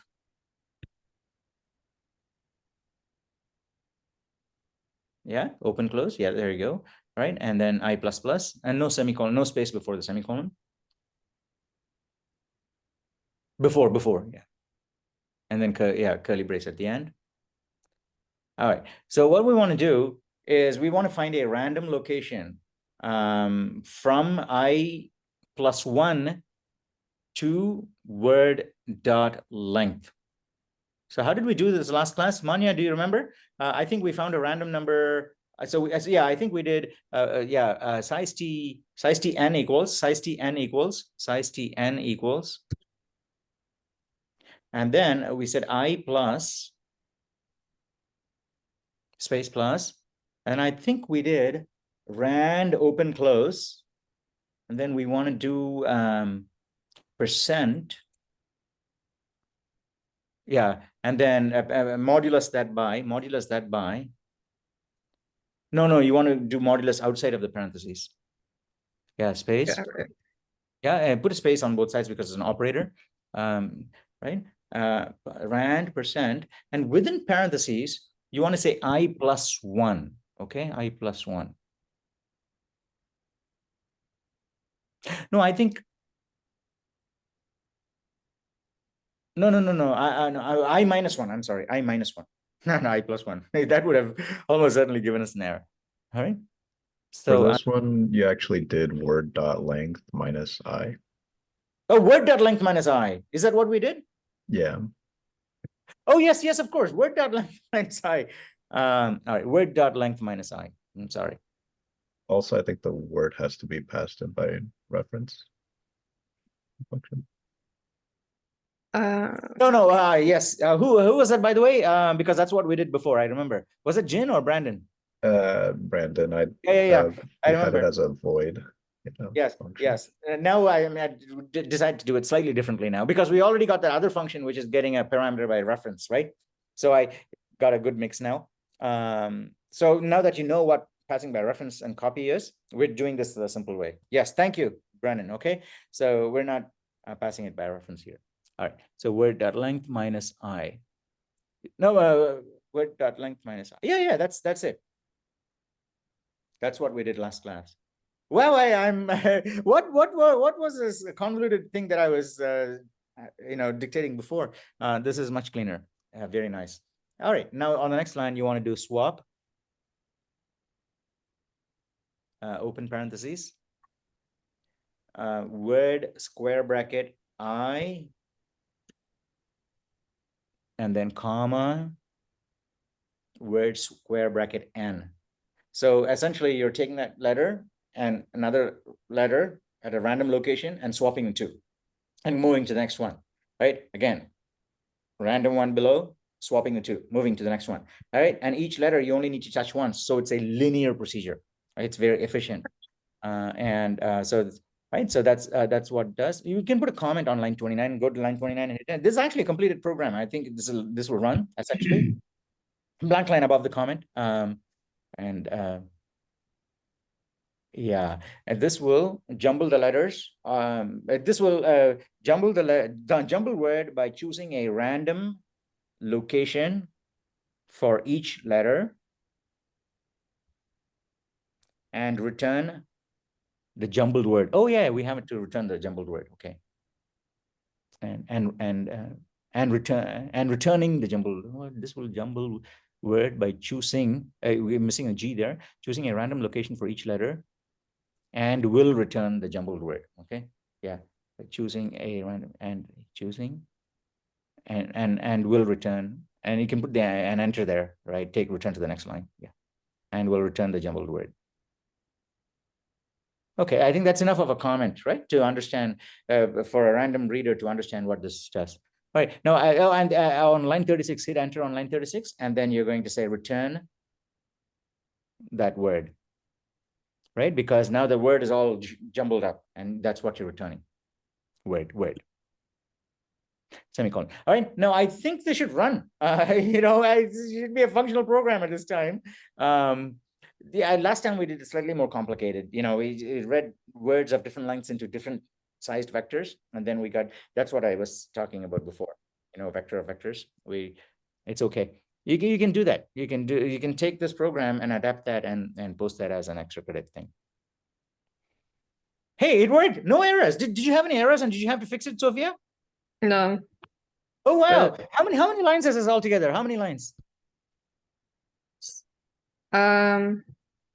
78. 70. Hey, by the way, there's something. There's a bug in here.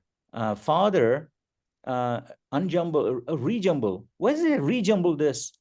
It should say unjumble this, right? What's going on there? Oh wait. Unjumble this.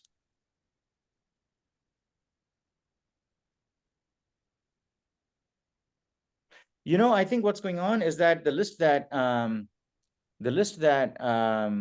oh, father. Oh, I see.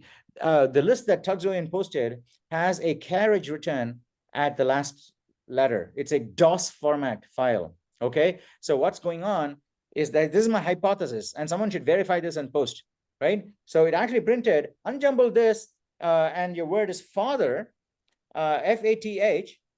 But then father with a new line, the carriage return inside of it, it's been jumbled. So the carriage return comes after ER. So FATH and carriage return ER. So that ER overrode the unjumble UN. Okay, so the ER went there, or the jumbled ER. So that's what's going on. So we need to go to that words.txt and fix it so that it is Unix format, okay, not DOS format. It's got a carriage return at the end of each line. We get rid of the carriage return. Let's just get rid of it in software.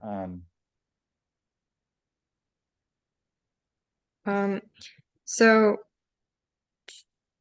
you can do this, you can say, just go to, why don't you just paste everything in Notepad and bring it back? Okay, I think that'll do it. No, gee, it's Windows. Just open another site, open another tab, and then copy everything and say convert from DOS to Unix, right? Convert from DOS to Unix, convert text file from DOS to Unix. Open another tab and say convert text file from DOS to Unix. Sophia, just open another tab, open another browser tab. Oh, sorry, I'm confused. Right, you just type convert Yeah, convert file. Yeah, convert file from DOS to Unix.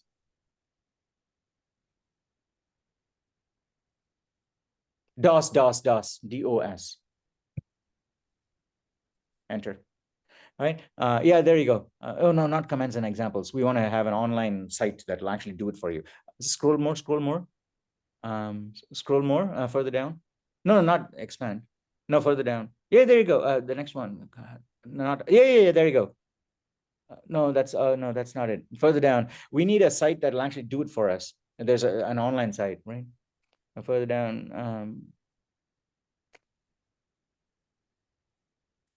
Someone needs to convert it. If someone who has a Professor, I tried using my file, but it works on my code. yeah, but Does it need the uppercase? it did. Sophia's got a Windows machine, and I think maybe that's why it's got the issue. Hey, who was that who had it work? Tugs Sam. Oh, and then it and your DOS. Oh, maybe maybe Sophia introduced the new line by pasting in Windows format. The TXT file that Sophia was using was not like pasted from mine. It's Yeah, still, where is yours? oh, it's in the chat. How about we just remove it in software? Okay, let's just go to the code and we'll clean it up in code. We'll just clean up the word in code. All right, go to your online GDB. In online GDB. There to the place where you permute the function. No, where you shuffle. Go to the place where you shuffle. In your code. Right, shuffle. All right, so go to line 30 and hit enter. Okay, all right, now go to line 32 and hit enter. Yeah, one more. Oh, no, right there. Sorry. And go up and put a comment. Yeah, put a comment. Remove pesky upper caret sign, shift 6. Remove. Yeah. Pesky, Pesky. All right. Pesky. Meaning it's a bothersome. P. Pest like a pest. Oh. Pesky. Shift 6 is the caret sign. Shift 6, caret sign. Shift 6, yeah. M, uppercase M. At the end, space at the end of MS-DOS, Windows words, Windows lines, at the end of Windows lines. All right, so on the next line, you're going to say, if word dot, no, hang on. Yeah, word dot length greater than 0. Word dot length greater than 0. And a double ampersand, and word square bracket, a square bracket, word dot length. No, yeah, inside of that, you say word dot length. Inside of that, word dot length -1. Okay, meaning you're going to the end, but not right, the last -1. Yeah, the last character before the end. Okay, and then outside, say double equals. Carriage return is 13, ASCII 13, right? Again, this is something that non-C++ programmers don't even care about, don't know. ASCII values have various characters, A is 65, and so on and so forth. Very useful things to know, actually, right? The hex values of these things, because it lets you map into bit patterns and do more useful things, okay? So equals, you want to say carriage, actually, you don't have to use 13, right? Open, single quote, /R. No, /R. Okay, so that is carriage return. That is 13. The ASCII value 13, like /n is ASCII value 10. /n is ASCII, that is a new line character, right? So right? All right, on the next line, you're going to say, word, actually, on the next tab, you say erase character from string, right? Go to the next tab where you have convert file from. Go to the next Google tab, the Chrome tab. Yeah, Chrome. sorry, I'm moving the chat window. Yeah, no worries. Right there, just change the search query and say C++. Remove character from string, right? Erase character from string. C++ erase character from string. Just hit enter. They'll tell us what the best way to do it. I think it is C word.erase, but let's just make sure. Okay. Oh yeah. Click the first one. Click yeah, whatever. Any of them. Yeah. All right. So what we want to do is erase the last character. We'll scroll down. It'll probably tell us the last character. First last. All right. No, hang on. It doesn't say, oh, erase character. Oh, first, oh, erase character. And I see. Let's just get the actual, to change the search query, back, and erase last character. It will get the very specific code there. Like asking ChatGPT, what do I need to do? Copilot, right? Erase last character from string. Okay, remove last character. Click that, and it'll tell us the exact line of code.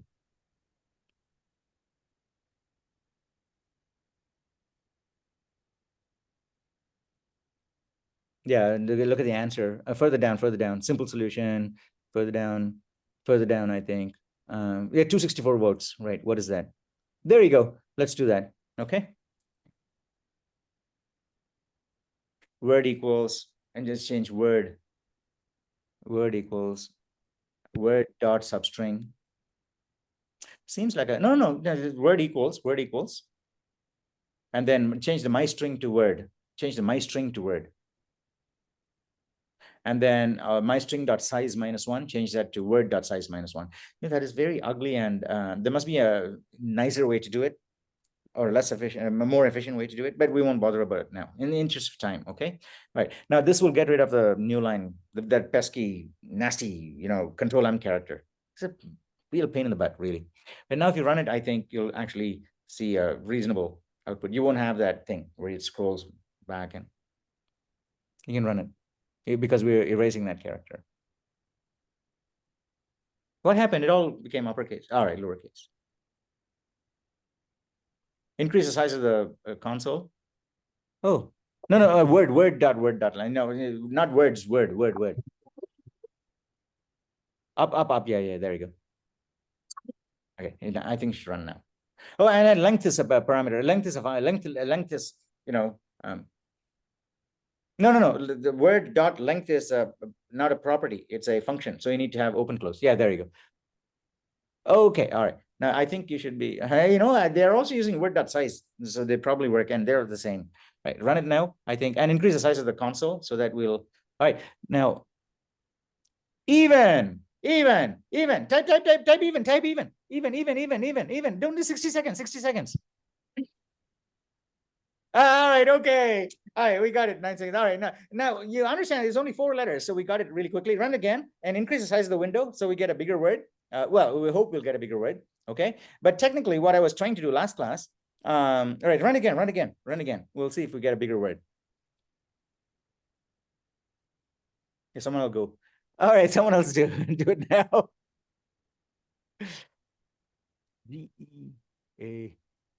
DEAISS.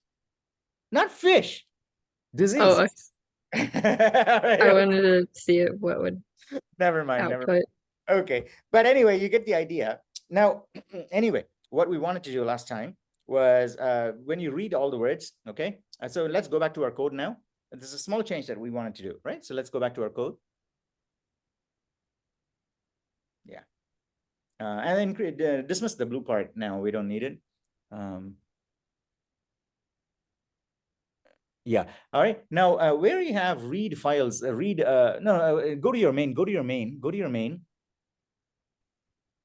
And by the way, where we remove the new line, the control M character, it is worthy of discussion in the forums. I'm basically giving you a freebie here. Okay, you can do a little bit of research into why how do we get rid of that carriage return, and why did that carriage return mess up the output before? Why? right? So these are interesting, juicy bits to sink your teeth into and write a post in the forum and say, when we did it in class, when Sophia was coding, first time it didn't work. It, for father, it said father and then RE in the beginning. Why did it happen like that, right? And it's Carrie-chan, what is the role that Carrie-chan played? And what did we do in code to fix that issue, right? So all of those juicy items for you to talk about. Well, I didn't intend to play one more time, but I wanted to write more code.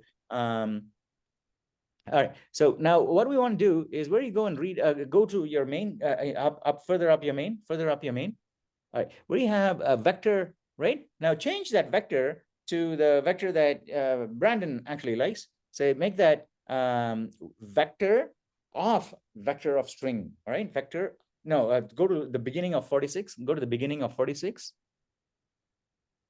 And before you do that, you can actually share this URL saying this is a working version of that game. All right, share that URL in chat saying it's a working version of the game, and you should also post it in Reddit so that yeah. All right, put it in chat for now because we're going to change it now and after this, right? Okay, all right. So now let's go back into our code and yeah, vector. Put another word vector in front of the vector. Line 46, yeah, one more vector. Okay, and then angle bracket one more time. And then after string, no, you can, no space there. Yeah, and after string greater than, put one more greater than. Okay, all right, now get rid of that comment saying initially read all words into a single vector.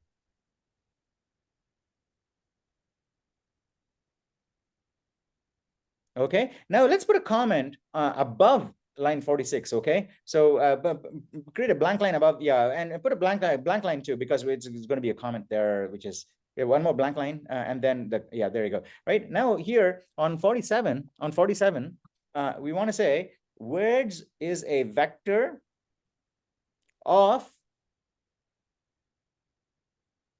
a vector of vectors of string, vectors of a string. Okay, vectors of a string, meaning that you got a list of words, but you got many lists of words, and so this is an array, a vector of vectors. That's all. Okay, that's what a two-dimensional vector is. It's very, very simple and straightforward. String. Okay, string where each inside vector is a list of words of the same size. Inside a vector, right? You say inner vector, where each inner vector, and again, you can talk about it in the Reddit saying, hey, I made a diagram of what we did in class. This is what our vector looks like. I pictured like this, right? Draw it on my notebook and took a photo, right? And share it. That's actually a very valuable exercise too, right?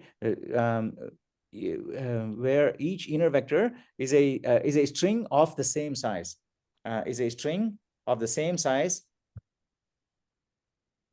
same size as others in the vector, right? So meaning that all the vectors are, words of the same size. That's all we're going to do. So which means that when we go to that load vector, what is this? Read words from file. Okay, read words from file. So we're going to change that read words from file now. So go to read words from file, right? So here, and then change this also, the signature. It's not a vector of string, right? It's a vector of strings.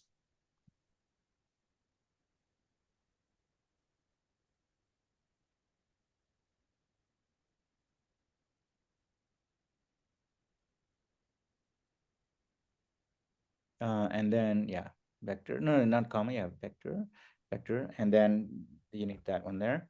All right, okay. Now, string word, okay, now you need curly braces after 24, okay? After 24.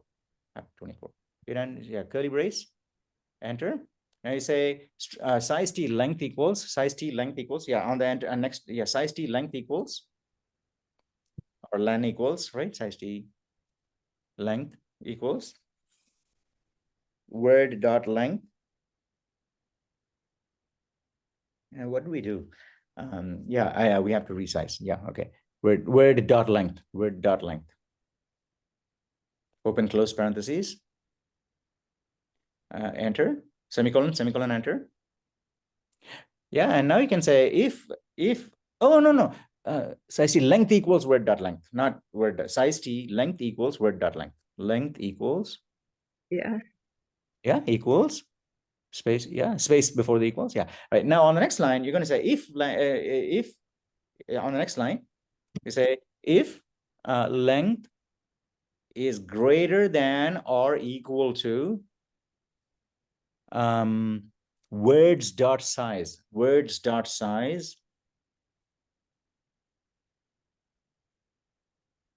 right? On the next line, you're going to say words dot size, oh, no, words dot resize,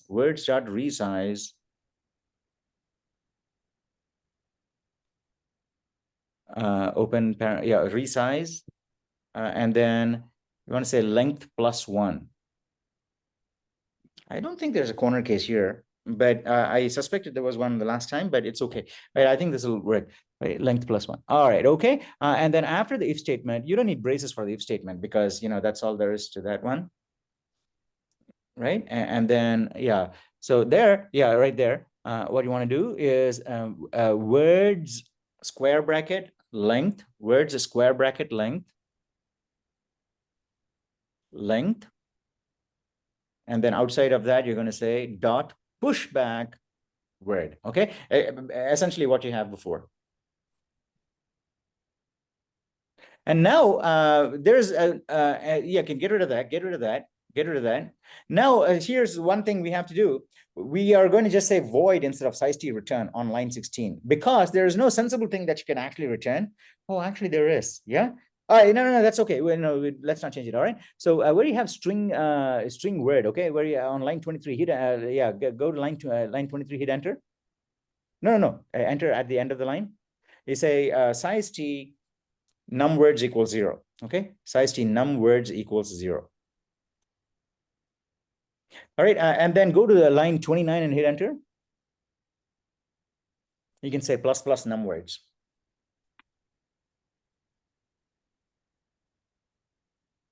Yeah. All right. Now and then return on 34. You're going to say return num words because it's kind of consistent with our definition of what this function returns. Right. It's still going to return the total number of words read in, but it's going to be split into multiple vectors in same term. Okay. All right. Okay. Now get rid of the blank line above on line 32 or 33. One of those can go. Now in your main, yeah, get rid of that. Right. Go to your main. Yeah. Now in your main, where you select a random word. Yes. Okay. There you go. Now what we're going to do is go to line go to line 62. Go to line 62 and change the comment. Let's say select a random word size. Okay. Select a random word size and a random word from words of that size. This is the bit that we didn't get to last class, okay? All right, so enter. And you want to hear, what you want to do is say size c, word length equals, length equals, what you want to do is say what is our words? Yeah, words dot size. Okay, words dot size. I think, yeah, let's just do words dot size. Okay, words dot size.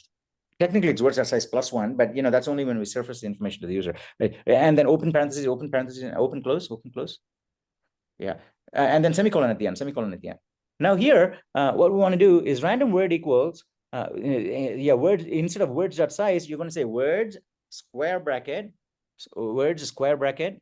No, on line 64. On line 64. No. On line 64 already, you have that code, right? Go to the place where, yeah, the code that Brandon dictated, right? We're going to change that. So yeah, in fact, put 2 spaces on either side of the percent too, so it's kind of clean. Yeah, and so afterwards, put square bracket. Afterwards, yeah, put square bracket, and then say word underscore length -1. Okay, nice. Yeah, -1. This is, I'm pretty sure there's a corner case here, and I'm missing it right now because we are past time. But let's put a to-do there, okay? Go to line 62, and hit enter at the end of line 62, and put a to-do. What's a corner case? Is there a corner case that we missed? I said, what is it? Oh, I see. A corner case means that instead of using length, we're using length -1, right? And that results in our accessing the vector past the end, and it causes the whole program. Yeah, that is a corner case. Most of the time it's correct, but when it's 0 or when it's at the end, it's right. Those are the corner cases where programmers spend a lot of time. In fact, in your questing, past quest number 6, you'll spend a lot of time on corner cases because that's what programmers do most of the time. You roughly think getting things to work roughly is okay. Most people can do it, right? But getting the corner, tightening up the leaks, right? Getting everything to work together, that is where a professional is needed. And that is really where real computer science matters. And that is what, even if you go and interview in some of the big companies, when you write code on the whiteboard, what really tells the interviewer whether that person is experienced or not is the amount of attention that person gives to corner cases, right? Because I've seen when I interview, newbies, they'll just write the algorithm out. That's some complex algorithm, they'll just write out, bang, bam, like that. Okay. And on surface, on face value, it looks like the person knows what they're doing, right? But a person with experience will write it out in a different way, because when they write it out, they'll actually be mindful of all the corner cases, saying, well, this algorithm works on the whole, but in these corner cases, it'll fail. So I'm going to put some if statements here, if statements there, and this limit should not go all the way to n, it should go to n-1. If it goes to n, it's going to cause a pointer error, right? Those are the details that, you'll, with experience, you'll run into more and more. That is what is a corner case, okay? So on to do here is you're going to say, is there a bug in the 2 lines below? Is there a bug in the 2 lines below? Right? Discover and discuss either way, okay, in the forums. Okay, discover and discuss in the forums either way. We don't have time to discover it in class right now, but I think it'll go for now. Okay, I can actually look through this now. Yeah, in the forums, forums, FORUM, forum. No, FORUM, forum. Sorry. All right, so word.length. All right, so let's say we had up to 3-letter words. So our outer vector is going to be 0, 1, 2. No, I'll have 3-letter words. That means our vector will be of size 4. So yeah, I think this might actually work. Okay. All right, if you run it now, I think we should, stand by for your jumbled word. On line 70, right? You want to say, after the dot, or before the dot, off length. Okay, you can say off length, jumbled word off length, length, and then space, close the quote, space, close the quote, and close double quotes now, and then space, and then left shift, word length.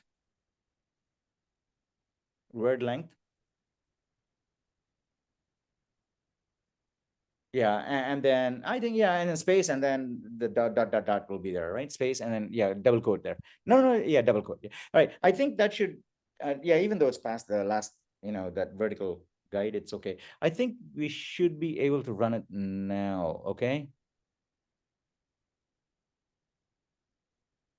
Did you run it? Oh, there's an error.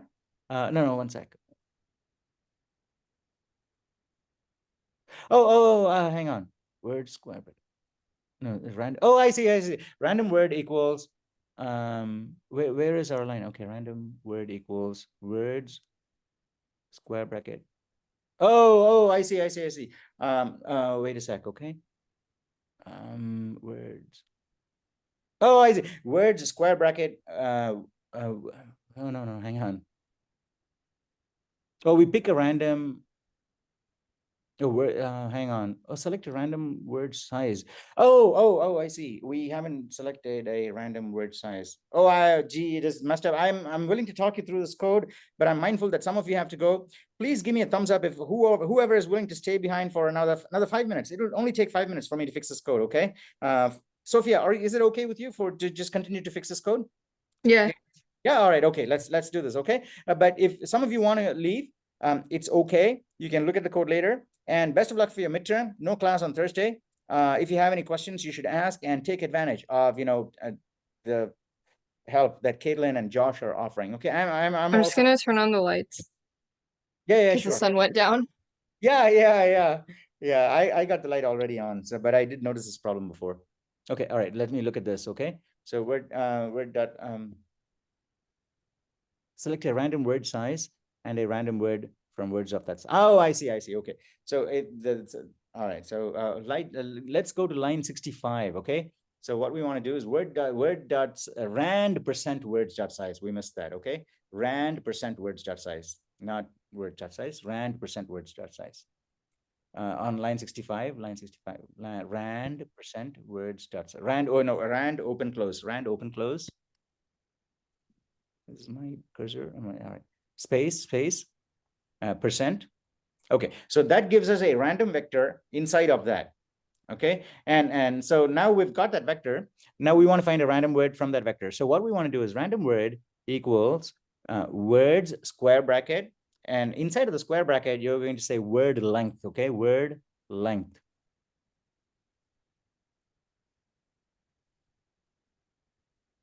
Yeah. All right. Now, close the square bracket. I have a half mind to change the word length into n for now. All right, because it also screws up with the width and all. To change the word instead of word length, just say n. We're not using that variable anywhere else. Just say n instead of word length. Even on the previous line, 65, you say word length equals. Just say n equals. Yeah. There you go. And that should be n equals. All right, so now we're rand percent. All right, now now close the square bracket after words square bracket n. Yeah, close the square bracket. Yeah, close it there. Now put another square bracket. Square bracket. All right, now here, yeah, there you go. Right, now get rid of the space. Get rid of the space. Oh no, yeah, and the closing. You don't need a closing. Yeah. All right, rand percent. Words of. There you go. That should be now instead of word length, change that to n. Change that instead of word length -1, just to change it to n. Oh, and that should be yeah, n-1. That's fine. N-1. N01. Yeah, that's right. Okay. Dot rand percent. All right. Okay. I think that might actually work. Run it now. Oh, you got another change to n. There's a word length somewhere. Oh, I see. Change that to n also.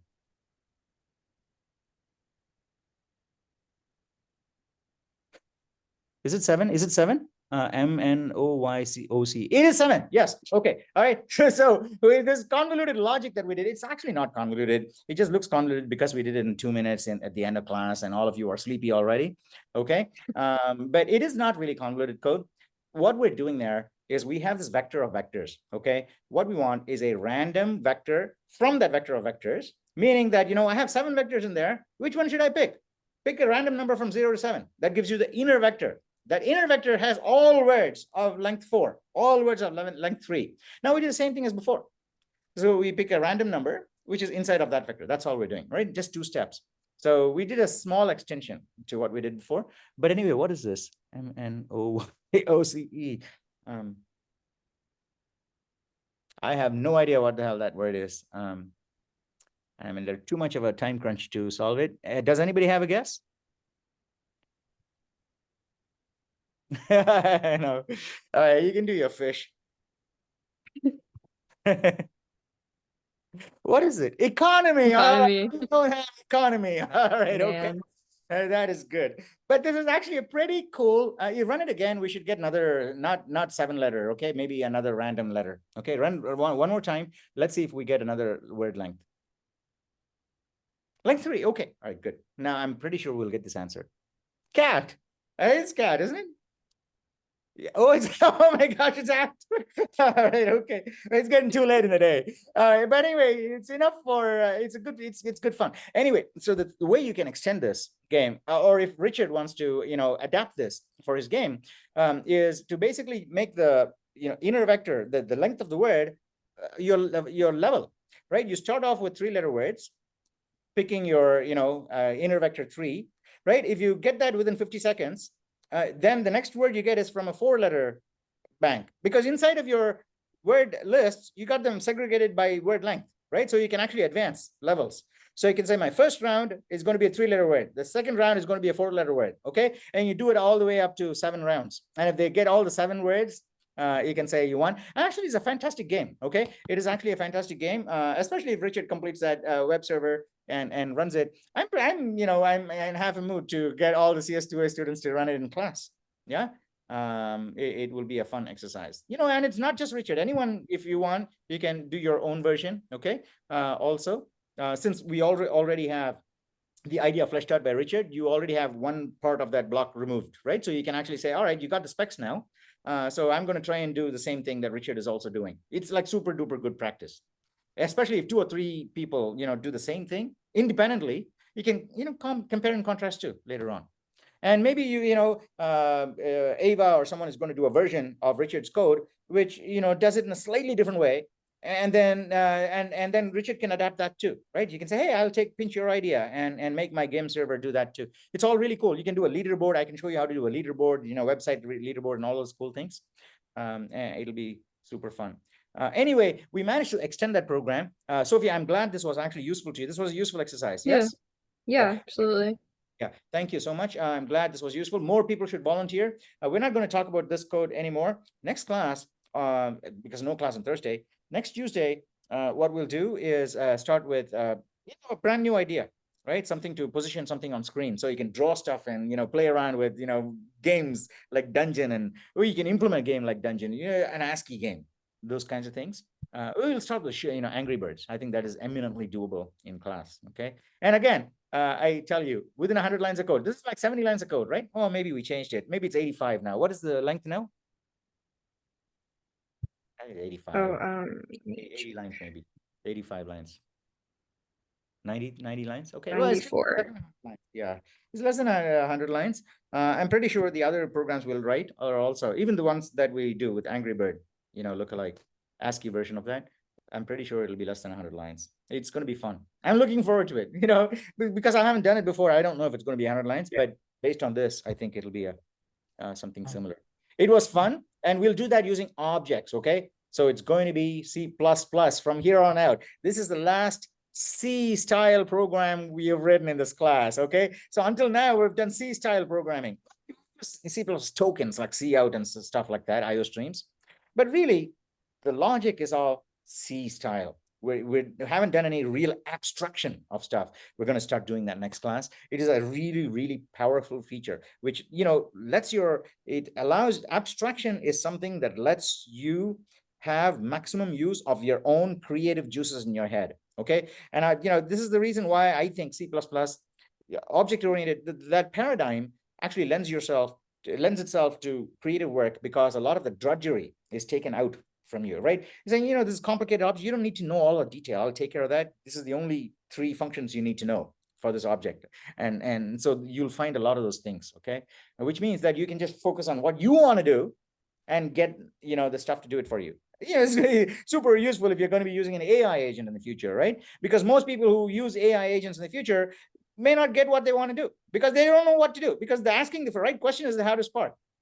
So you can't ask the AI, what is the best question to ask? It's like, one of those ancient stories, right? So, the story about aliens, an alien from a super advanced race, crash landed, and a human went to rescue them. And the alien offered, there's two questions. I'll answer 2 questions, any 2 questions I can answer, because like the super intelligent advanced alien, right? So the human thinks for a long time and says, the first question,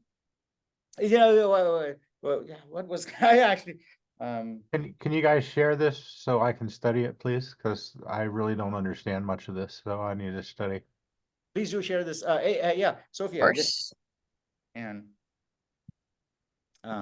yeah, we can go from that. I think people are starting to drop off. So thank you all for sticking around and making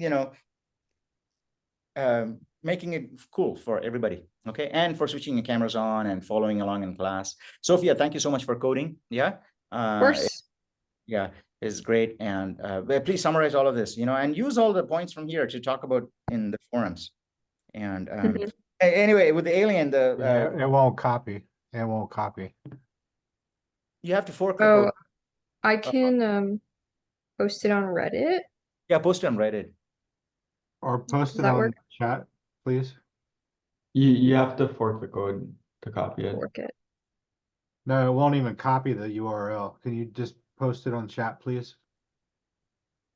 The orange URL. Yeah, it's on the Zoom chat.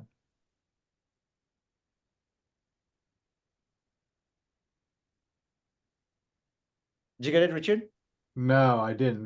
No, it's in the chat. The share. URL. So Francis said the URL is in the chat window. I haven't seen it. Let me see. It's there. Click Yeah, share and then copy it and then paste it to the chat window, please. it's there. I see it. I see it, Richard. There it is. Yeah, I see it before Sophia? too. Okay, that's an old one. I see. No, this is the one that she just shared right now. It's I see. okay. All right, I got it. Thank you. Great, fantastic. All right, everybody good now? Everybody good to go?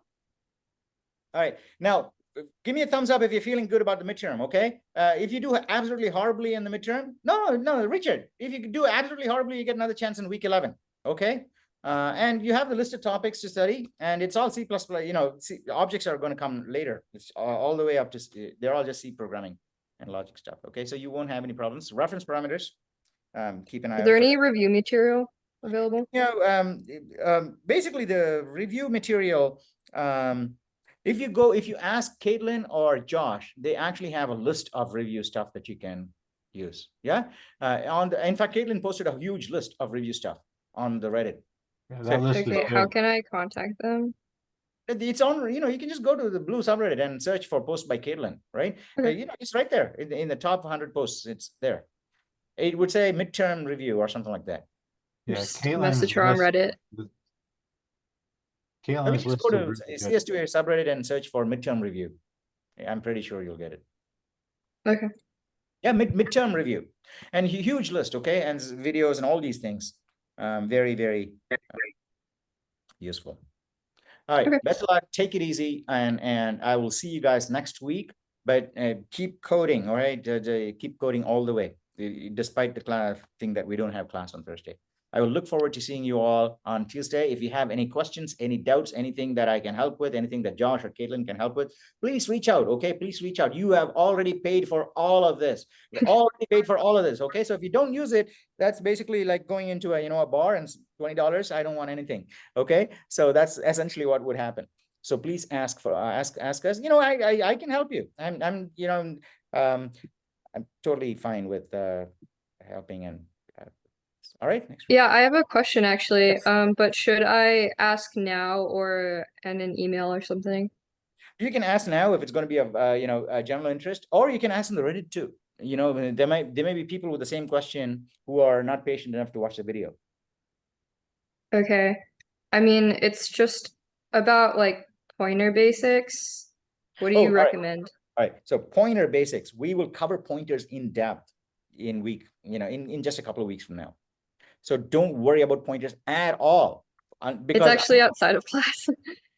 outside of class, I can help you. Sure. Outside of class. In fact, you know, if you want, why don't you do we can do a one-on-one if you want, if you have a specific project or something in mind, and I can walk you through that, or or explain things during that. Okay. You want to do it after class now?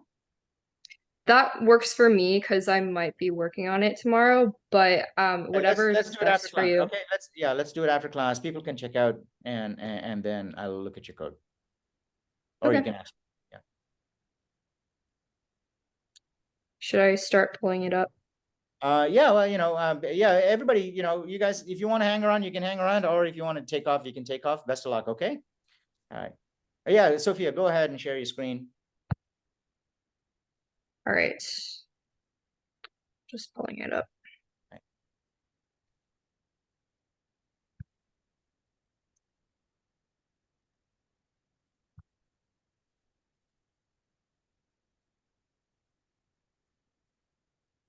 All right, can you see my screen? Right, I can. Let me increase the size of the screen because there's only two of us, so I don't need so much real estate for. Okay, all right, I can, yeah. All right, So yeah, that's great. what this is a basic plugin for the 3D software Maya. I see. And it's creating a node, Mhm. and this is someone else's code, and I am just trying to understand what the pointers here are doing. Where are, oh, I see. Where are the pointers, by the way? I see one right in the first Creator. All right. line Okay. 13. Where is the function called creator? Line 13. All right. Okay. All right. So this is what we will talk about objects next class, but in next week. But I'll give you a really quick overview. This I thing, know objects. you know objects, yes? Okay. So this has a method called creator, and it's Yeah. going to kind of pointer to something. Now they're saying it's a pointer to something, but we don't know what type it is. But if you know what type it is, make it that type. So if you want an integer, you're going to say, what is this object called? Hello world node. Yeah, okay. So you're going to say, if you have an object called hello world node, okay? So HW. So you're going to say HW.creator. HW.create. You imagine you already have an HW object. You've created that in your code. In your main, you've got a hello world node space HW. Okay. All right. So from that point onwards, you can call methods of HW. Yes or no? Because HW is an object that's been created and it's got methods inside of it. So you can call those methods. Yeah, you have to reference it, right? No, you got HW. See, that is a public method. Yeah. See, HW. Okay. Object, and then these six, so how many of our functions there are? 7 or 8 functions. Yeah. Those are public functions, meaning that this object supports these functions. You can call all of these functions. They're publicly available. This is the API for that object. Okay.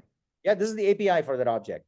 So essentially what you can do is in your main, you can say, give me an HW object. So you would actually type hello world node space inside of your main curly brace, hello world node space HWN, semicolon. Okay. That HW node. From that point onwards, on the next line, you can say, just like you did well, we haven't done objects in CS2A yet, but what you would do is HWN dot creator. It's a function that is going to run. It's a function is part of this object. Now you haven't defined it, but it is overriding this MPX. Oh, I can read it. MPX locator node. Yeah, it is a subclass of that superclass. So that creator function. Oh, you got to define it. Okay, that creator function is well, maybe it's you got to define it. Okay, so you got to define it. It's not here. I don't see it here, but well, no. Oh, there it is. Creator. I actually see it. Line 30. Do you see it? Yeah. Create. All right. So there you go. It is creating a new object on the heap, and it is returning a pointer to it. Okay. Do you see that? Return new hello. Okay.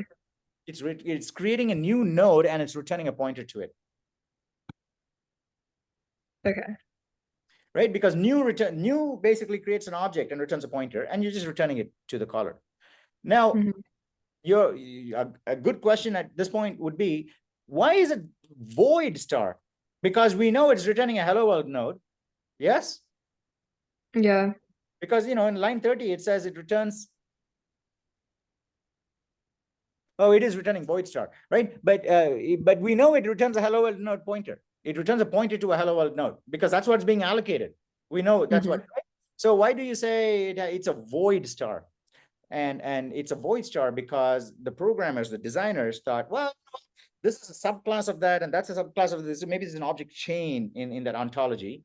And the person who's creating the object knows which one of those specific things. Is it a circle or a triangle? We know they're all shapes, right? But is it a circle or a triangle or a square? Or the person who wants, give me a square, that person knows it's a square. Okay, so they can say, all right, it's a void star, but actually I want to cast it to square star, circle star, or MPX locator node star, or whatever it is. So they can cast it to the correct type themselves. That's why they're returning a void star. It's a slightly, it is a slightly distracting concept right now because it is not directly related to what we will cover in CS2A, but it's okay. But does this clarify in any detail at all to you? Is it even slightly more helpful? Because you asked what the node. and you're creating a node in create. That's a method that's attached to the object. You're returning it, and you're saying, well, here's a pointer to a hello world node. However, just treat it as a void pointer, meaning it's just a sequence of bytes. You can cast it to whatever you want. You can say it's a hello world node, or you can cast it to, hello world node or MPX locator node on any of these other nodes that are compatible. You can just typecast it, the return value. So that is what it is. What is it? Maya, is it? Yeah. So it's my Maya C interface, maybe. But that is basically what's going on here. It's Okay. Yeah, thank you. I have like a bit of confusion on pointers in general, but we haven't covered that yet. We haven't covered that. But by the time you're done with quest number 9, you'll be very, very comfortable. But already by week 10, we'll be doing pointers in class. Okay, we'll be doing a lot of pointers in class. Okay, great. You'll be very comfortable with that. Don't worry. And this thing here, this code uses classes and inheritance and stuff like that. Maybe even virtual functions. Who knows, right? That you have to define. So those are not even covered in CS2A, but they will be covered in CS2B. And I'll be, I'm teaching CS2B. Probably is this the last time? No, maybe I'll teach one more time in summer. Do it in summer, 6 weeks. CS2B. After you complete CS2A, do it in summer.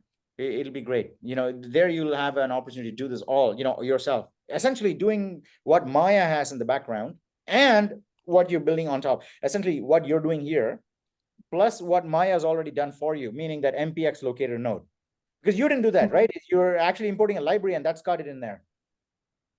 Maya, the MPX locator node is Maya's object. It's Maya's class, not your class. Yeah. So you're using a library and a header file from Maya that's got that class defined in there. Yeah. So you will be doing that in you'll be doing both your side as well as Maya's side in some of the quests in 2B. And it's not all that complicated. Okay. Get through it in a half a day. Okay, It's for sure. very simple, and especially since you have experience in Python and all, I don't think you'll have any problems. You just have to make sure that you warm up in a language. Yeah, because if you've been programming in Python for a while, it takes about 20 minutes to warm up in C++. And I did some of the homework in VS Code, which has some code completion, and I feel like I should have turned that off. No. Beginners shouldn't use code completion at all, really. Especially, Copilot, in the future, this is what it was just like syntax stuff. I wasn't using Copilot. even then. But in the future, next quarter, I'm going to put it in the syllabus. Because you can use Copilot or ChatGPT and it could do your entire work for you. I don't, I have no way of finding out. It'll get better and better. Right? So, I haven't, just with AI safeguards, you can ask your friend or relative or mom or dad. Yeah. So there's no control anyone has over these things. So the best thing is to basically assume, the teacher should assume, essentially, that students are honest and they just want to learn. And so I'll make it a point saying, don't use ChatGPT, don't use Copilot in this class, okay? Because once you know how to do it yourself, then you can use Copilot. Right, yeah. Awesome. Thank you, Sophia. I hope this was useful, and I'll see you next Tuesday, okay? Best of luck for your midterm. Yeah, thank you. All right, see you later. Bye. Bye.